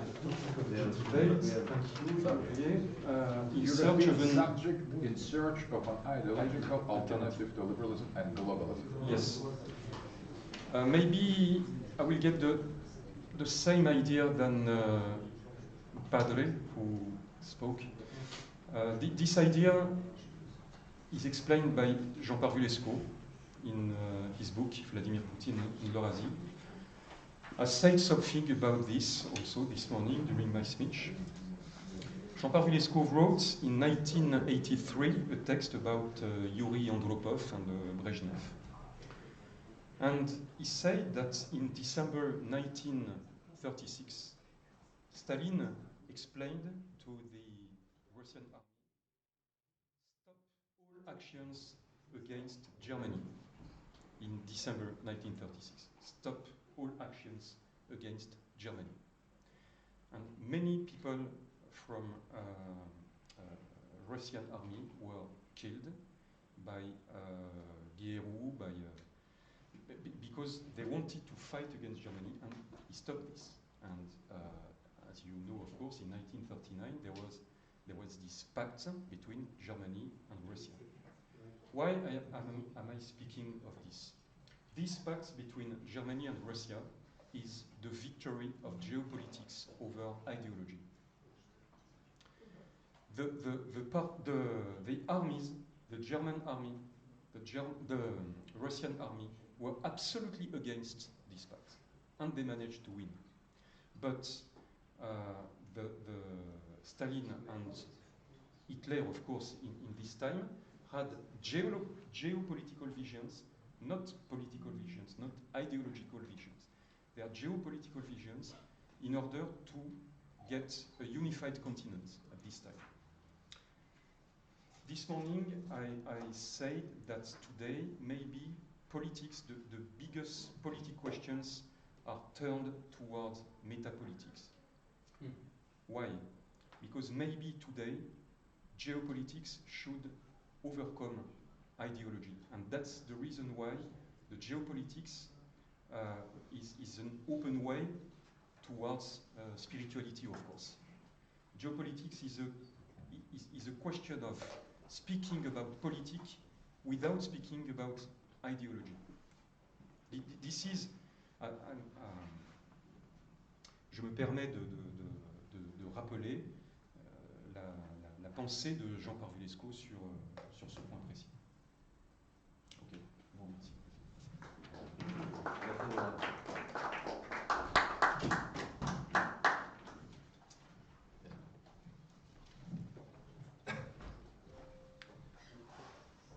Oui, je voudrais revenir sur le mot idéologie qu'a abordé.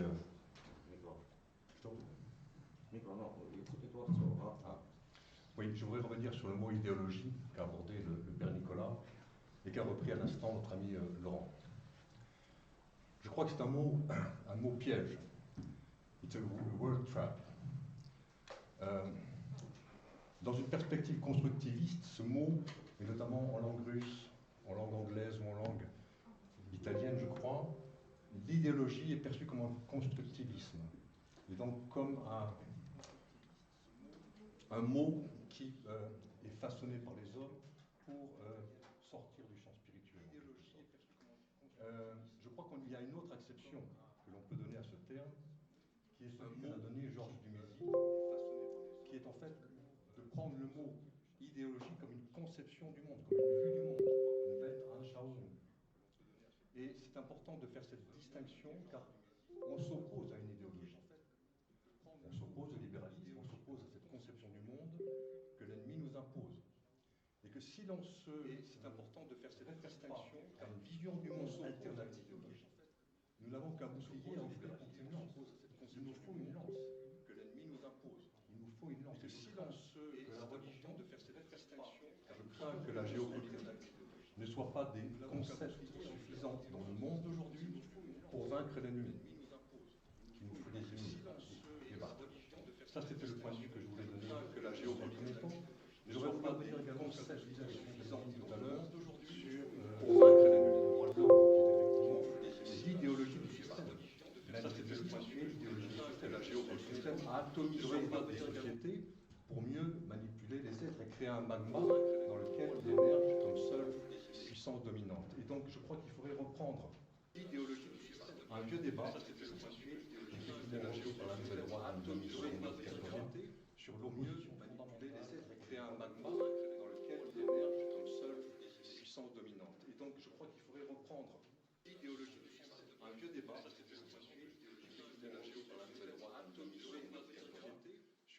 et j'en finirai pour dire comment qualifier cette alternative à laquelle Alexandre Doublin a fait allusion tout à l'heure. Conservatisme, par définition, c'est un mot valide, c'est un mot qui est creux, dans lequel on peut mettre beaucoup de choses, pour rien. Et j'en finirai pour dire, effectivement, quand on parle de conservatisme aujourd'hui en Russie, par exemple, on peut se trouver avec des conservateurs qui sont nostalgiques de l'Empire stalinien. Ce sont des conservateurs. Mais il y a aussi des conservateurs qui préféreraient revenir au temps de l'Empire du Tsar. Et on pourrait même, à ce moment-là, rentrer dans les détails, quel tsarisme, celui d'Alexandre Ier, celui d'Alexandre II, celui de Nicolas, etc. Que mettre dans ce mot conservateur? Nos ennemis nous ont imposé un nouveau concept, populisme. Si on reprend cette idée de droit des peuples, si on reprend réinstaurer et réhabiliter, pourquoi ne pas réinstaurer et réhabiliter? Il y a une certaine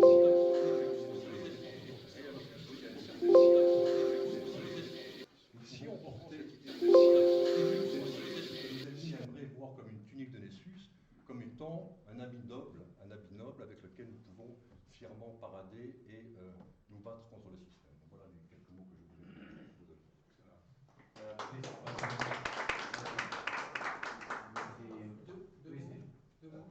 Deux mots.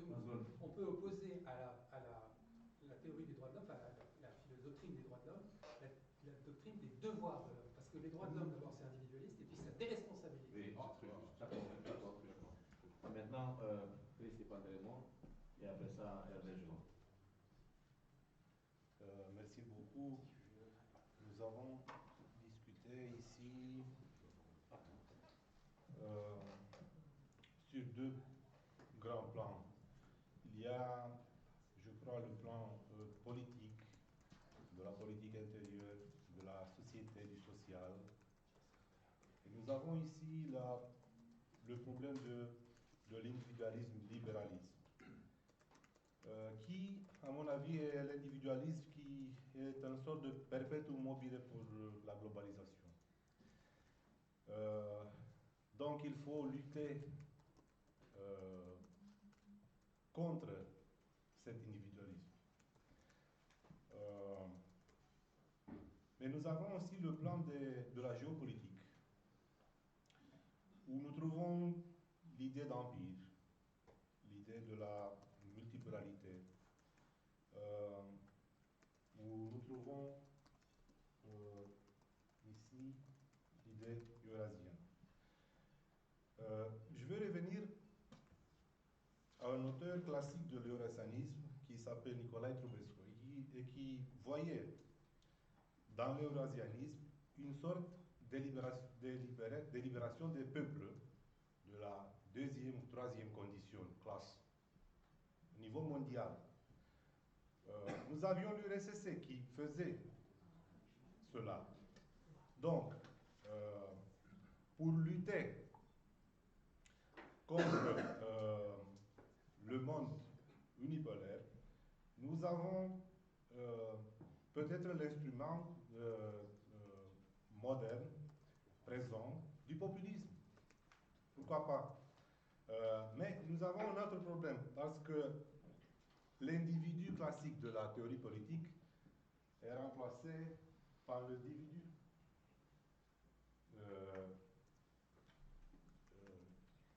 Professeur Dugin parlait de cela. Nous avons un individu, donc un être qui est tranché en multiples facettes. Comment recomposer cette facette? Ici se pose le problème de l'élite. Je crois que ceux qui n'ont pas voté, Marine Le Pen par exemple, n'ont pas été l'individu, mais l'individu. Parce que nous n'avons pas une élite qui peut recomposer l'individu. Et si l'individu est recomposé, nous pouvons poser encore une fois le problème du populisme des peuples et peut-être de l'empire, d'une armée européenne. Nous aurons un empire européen dans le moment où nous aurons une armée franco-russe, allemande, espagnole, roumaine, peut-être. Pourquoi pas? Je vous remercie.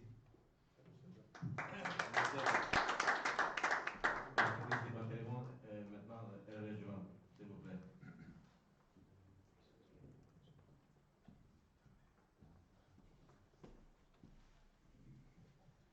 Merci. Je vais essayer pour ma part de m'en tenir à l'invitation d'Alexandre Dugin et aux questions que vous avez posées. I'm very sorry, I prefer to say it in French. Maybe it's a short way and quite comfortable for me and maybe for some of us. Premier point, je crois qu'il est important d'être clair entre nous sur le fait que le libéralisme dont nous parlons est un libéralisme totalement sorti de ses bases philosophiques et historiques. Nous sommes quelque part devant un hyperlibéralisme, nous sommes quelque part devant une réinvention de l'individu humain, l'individualisme systémique, qui est en train d'aboutir à un nouveau totalitarisme. Je crois que c'est très important de dire que cela n'a rien de commun avec ce que les grands penseurs du libéralisme, et pour ma part je citerai des gens comme Benjamin Constant en France, avaient conçu.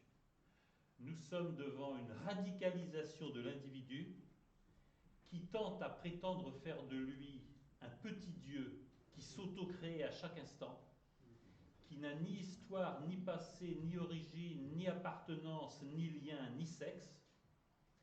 Mais le résultat, et cela me paraît très important de le partager, c'est une nouvelle forme de totalitarisme. J'ai cité mon livre « Le gouvernement du désir ». Aujourd'hui, le pouvoir ne vient plus d'en haut. C'est la vision politique traditionnelle. Aujourd'hui, le pouvoir sur nos vies, sur chaque instant de nos vies, il vient du monde de la consommation, de la publicité et de la dictature de l'économie et de la finance. Et donc je crois qu'il est très important de dire que nous ne sommes pas dans un débat libéralisme contre conservatisme, etc. Nous sommes contre cette fabrication d'un individu comme petit Dieu, horriblement tyrannique, despotique et en réalité totalement soumis aux désirs qu'on lui inflige. L'homme, l'individu de l'hyperlibéralisme, ça n'est plus que l'objet de l'économie destinée à faire marcher l'économie. Je crois que c'est important de partager ça. Je voudrais d'ailleurs inciter, dans la feuille de route que vous souhaitez écrire, je voudrais vous inciter à éclairer davantage les relations entre le crime organisé l'émigration de masse et le système financier et bancaire international. Ils sont de plus en plus interconnectés et il faut éclairer ça. Deuxième point, et j'essaierai d'être bref, deuxième point de cette intervention. Je crois aussi que se battre contre, oui, se battre pour est sans doute préférable. Pour ma part, j'ai consacré un livre à ce sujet, c'est La Grande Séparation, mais je constate que le texte politique de la décennie, pour moi, c'est l'encyclopédie du pape François, Laudato Si. Pourquoi? Parce que cette encyclique est un texte qui nous rappelle que le propre de l'humanité, c'est la diversité. Vous l'avez rappelé, je l'avais cité, il n'est pas deux civilisations s'il n'est pas des civilisations au pluriel. Le propre de l'humanité, c'est de donner naissance à des formes d'organisation collective, à des mœurs, à des formes de vie différentes. Toute tentative d'uniformisation mondiale est une agression contre la diversité des peuples, et c'est une agression contre cette écologie humaine qui est notre seule perspective de survie. Je vais le dire d'un seul mot.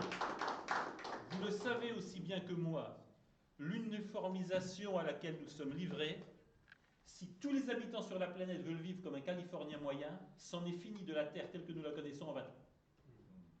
Les ressources en eau, les ressources, etc. sont épuisées en 20 ans.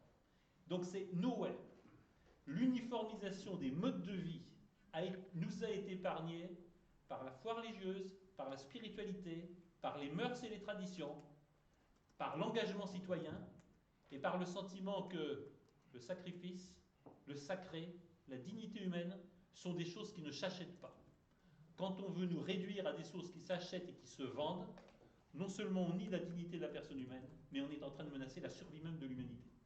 Je crois que nous pouvons et nous pourrions établir une plateforme là-dessus qui soit un appel à la diversité des peuples.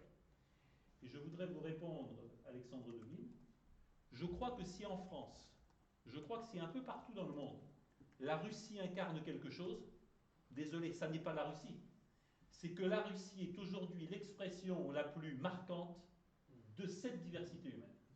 Du fait que d'autres modes de vie sont possibles, que d'autres choix collectifs sont possibles, que d'autres formes d'organisation sont possibles. Résistance à l'empire unique. Il y a beaucoup de pays d'Afrique, il y a beaucoup de pays d'Asie, j'ai eu la chance de passer une partie de ma vie dans des tribus, qui évidemment vivent selon de tout autre critère que ceux de la mondialisation, mais il est évident qu'ils ne forment pas un modèle et ils ne forment pas une alternative aussi éclatante que celle que la Russie incarne aujourd'hui. Dernier point peut-être, il faut être concret. Être concret, c'est reconnaître que les droits de l'homme, les droits de l'individu absolu, ne sont rien que sans des sociétés capables de les honorer. La mondialisation entend faire que les rares pays qui respectent les droits de l'homme se voient en quelque sorte imputer un chèque en blanc. Vous devez respecter les droits de n'importe qui sur la planète, quand son propre pays n'a pas les moyens de les respecter, c'est à vous de payer pour. C'est une situation absolument intenable. C'est une situation ardemment promue, moins par les États que par les ONG, les fondations, les think tanks, qui nous inondent d'indicateurs falsifiés, de benchmarks et de ratings.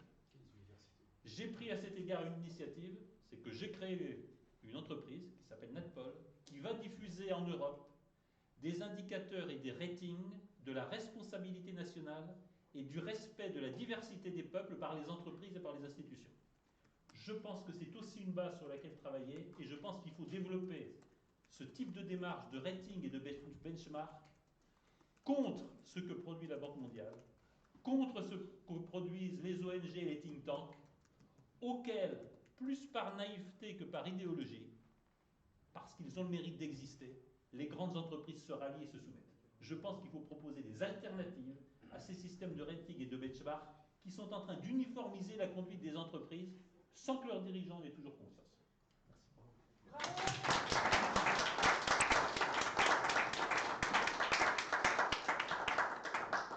Merci Hervé Juven pour cette intervention excellente. Et maintenant, Dragos Dimitriou, votre avis.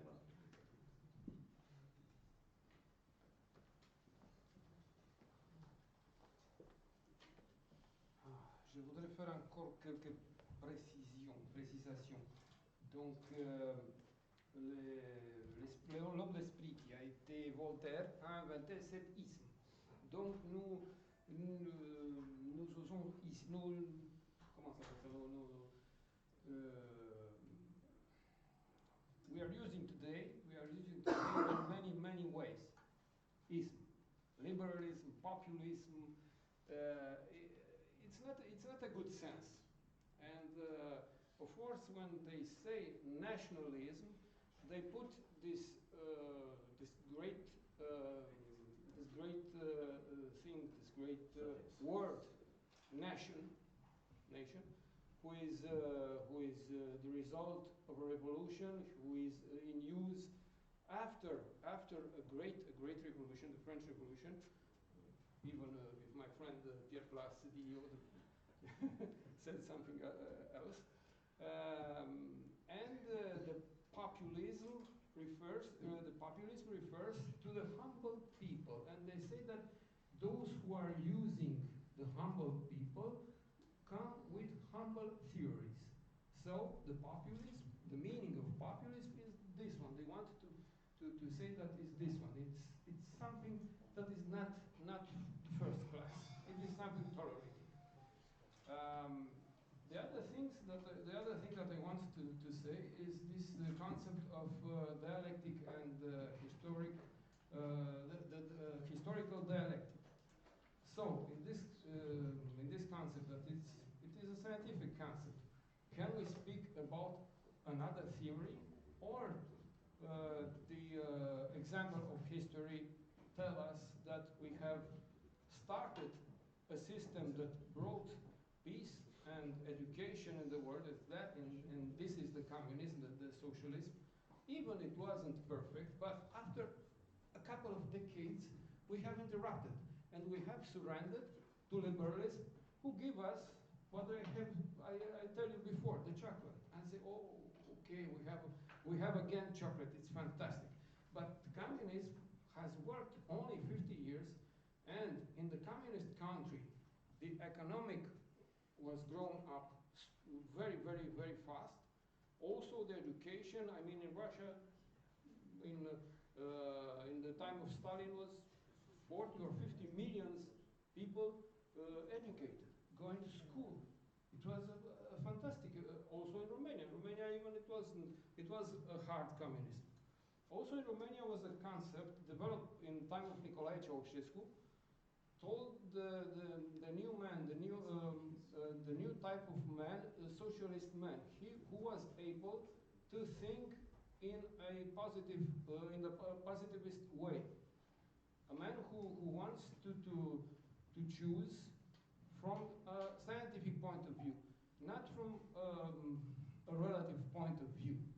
I mean, a man prepared for a revolution of thinking. I wish to find the Professor Dugin's opinion about that concept of the new type of man developed by the communists and by Nicolae Ceausescu himself. Thank you.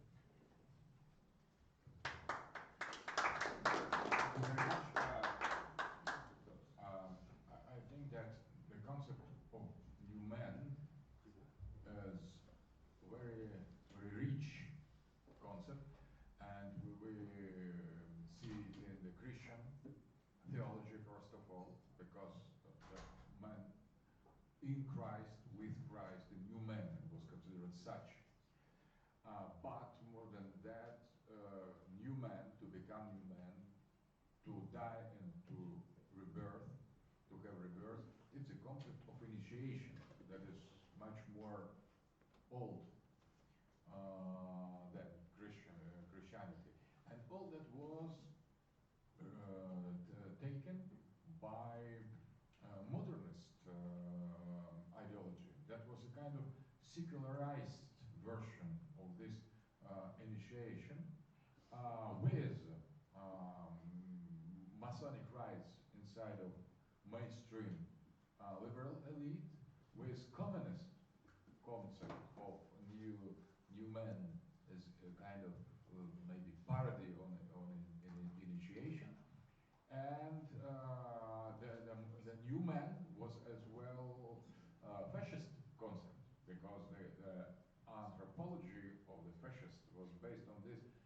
new man. So it was interpreted in so many ways that different to say which one was meant by Ceausescu. I think that in Romania that was a kind of national Bolshevism, so a kind of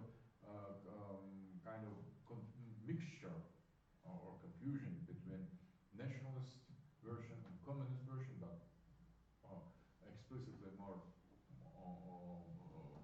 communist than nationalist, openly, implicitly national, explicitly social, maybe as well as in Soviet Union. I have dedicated to the study of the subject of national communism, national Bolshevism, many writings, because it's the only way to understand Soviet past, because we were not so, and 2 points were the Soviet communist experience was different from European Marxism. First of all, Lenin's, Trotsky's concept that revolution can win in one country and not together with every European country. That was first distinction. And the second, famous polemics between Stalin and Trotsky, when Stalin affirmed that we could construct socialism in one country. That was much more, that was the next separation between Trotskyism and Stalinism. So the only way to explain two shifts from communist orthodox concept was introduce new element. That was made by Agursky, a Russian political philosopher, emigrated to Israel. Michael Agursky, very brilliant, interesting mind, who has dedicated to national communist phenomenon, national Bolshevism, his studies, and that explained everything in Russian experience, as well. I think that it explains many things in Romanian experience. So, but in order to understand better this Soviet period or Romanian period, Soviet period in Romania or in Russia, we need to use this pragmatically. That is the way to explain things, not to judge them morally. It is good or bad, it is out of the question. That was how it worked. So I think that there was a huge part of Russian nationalism and Romanian nationalism or populism inside of Soviet epochs that are responsible for many specific features of these two regimes, political regimes. And I think that in that case, we could suggest the new man of Ceausescu was based on mixture. So explicitly on the Soviet new man with proletarian consciousness, and implicitly maybe that was the rebirth of Romanian nationalism, maybe linked to, for example, to the concept of Iron God, as well operating with the same new man concept, but in the context of the third political theory. So, Cadreanu.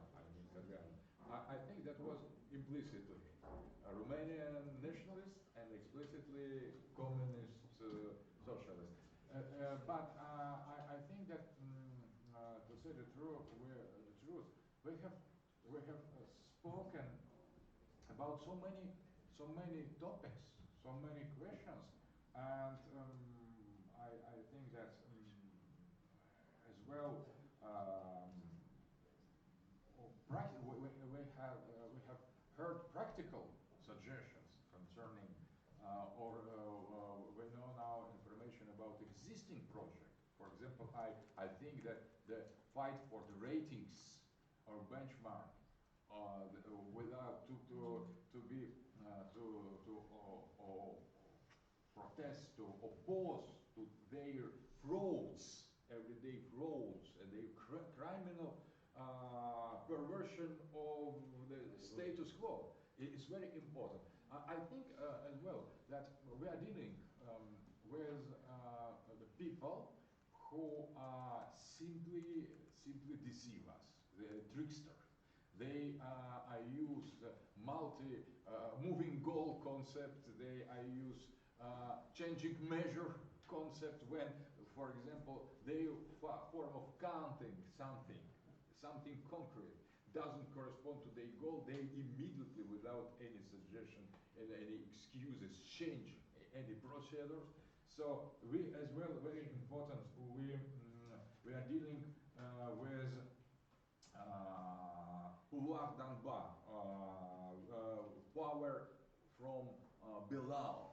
That is very important. So when we blame only government, only traditional hierarchies, or some conspiracy circles, we are applying to the new reality the old understanding, all the topics. So sometimes what is going below the line of our interest in psychoanalysis is much more important than what is going above.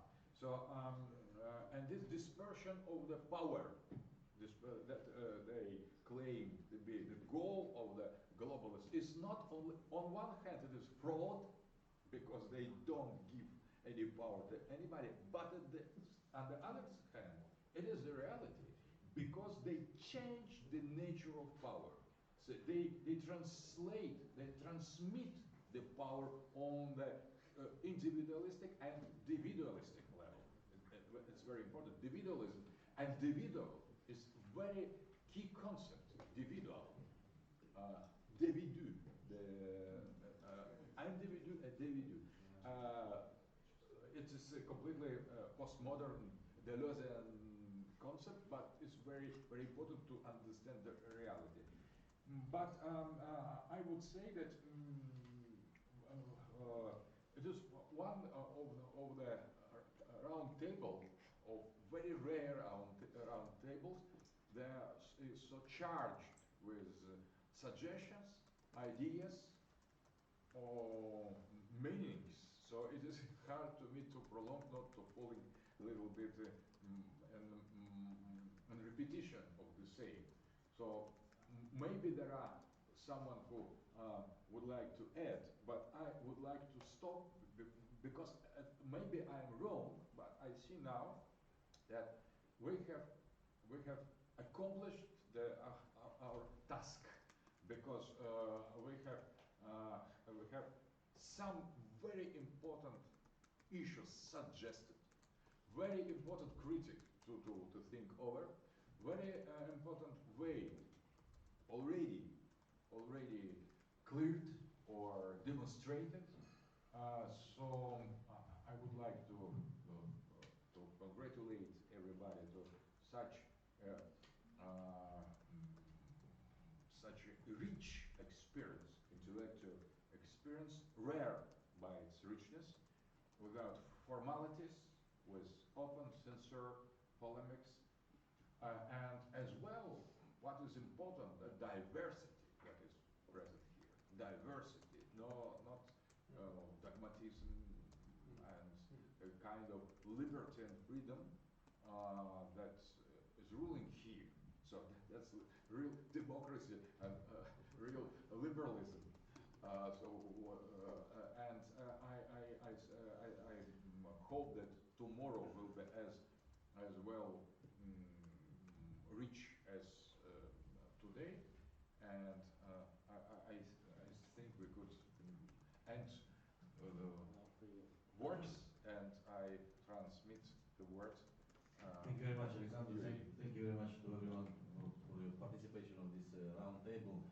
Now, fortunately, we have 1 hour and a half, more than that, 1 hour and 40 minutes before dinner.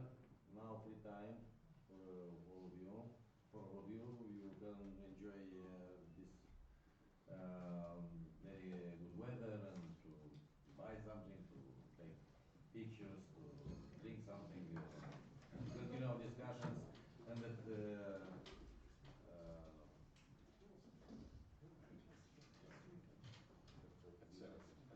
at 7 p.m. our dinner will start and will continue very long. the same place, restaurant Divino Club. Seven.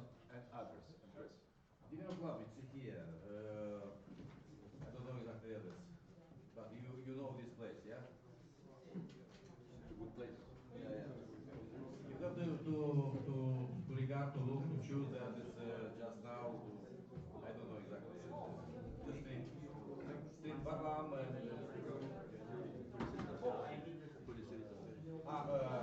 vous pouvez laisser votre papier ici sans aucun problème si vous voulez.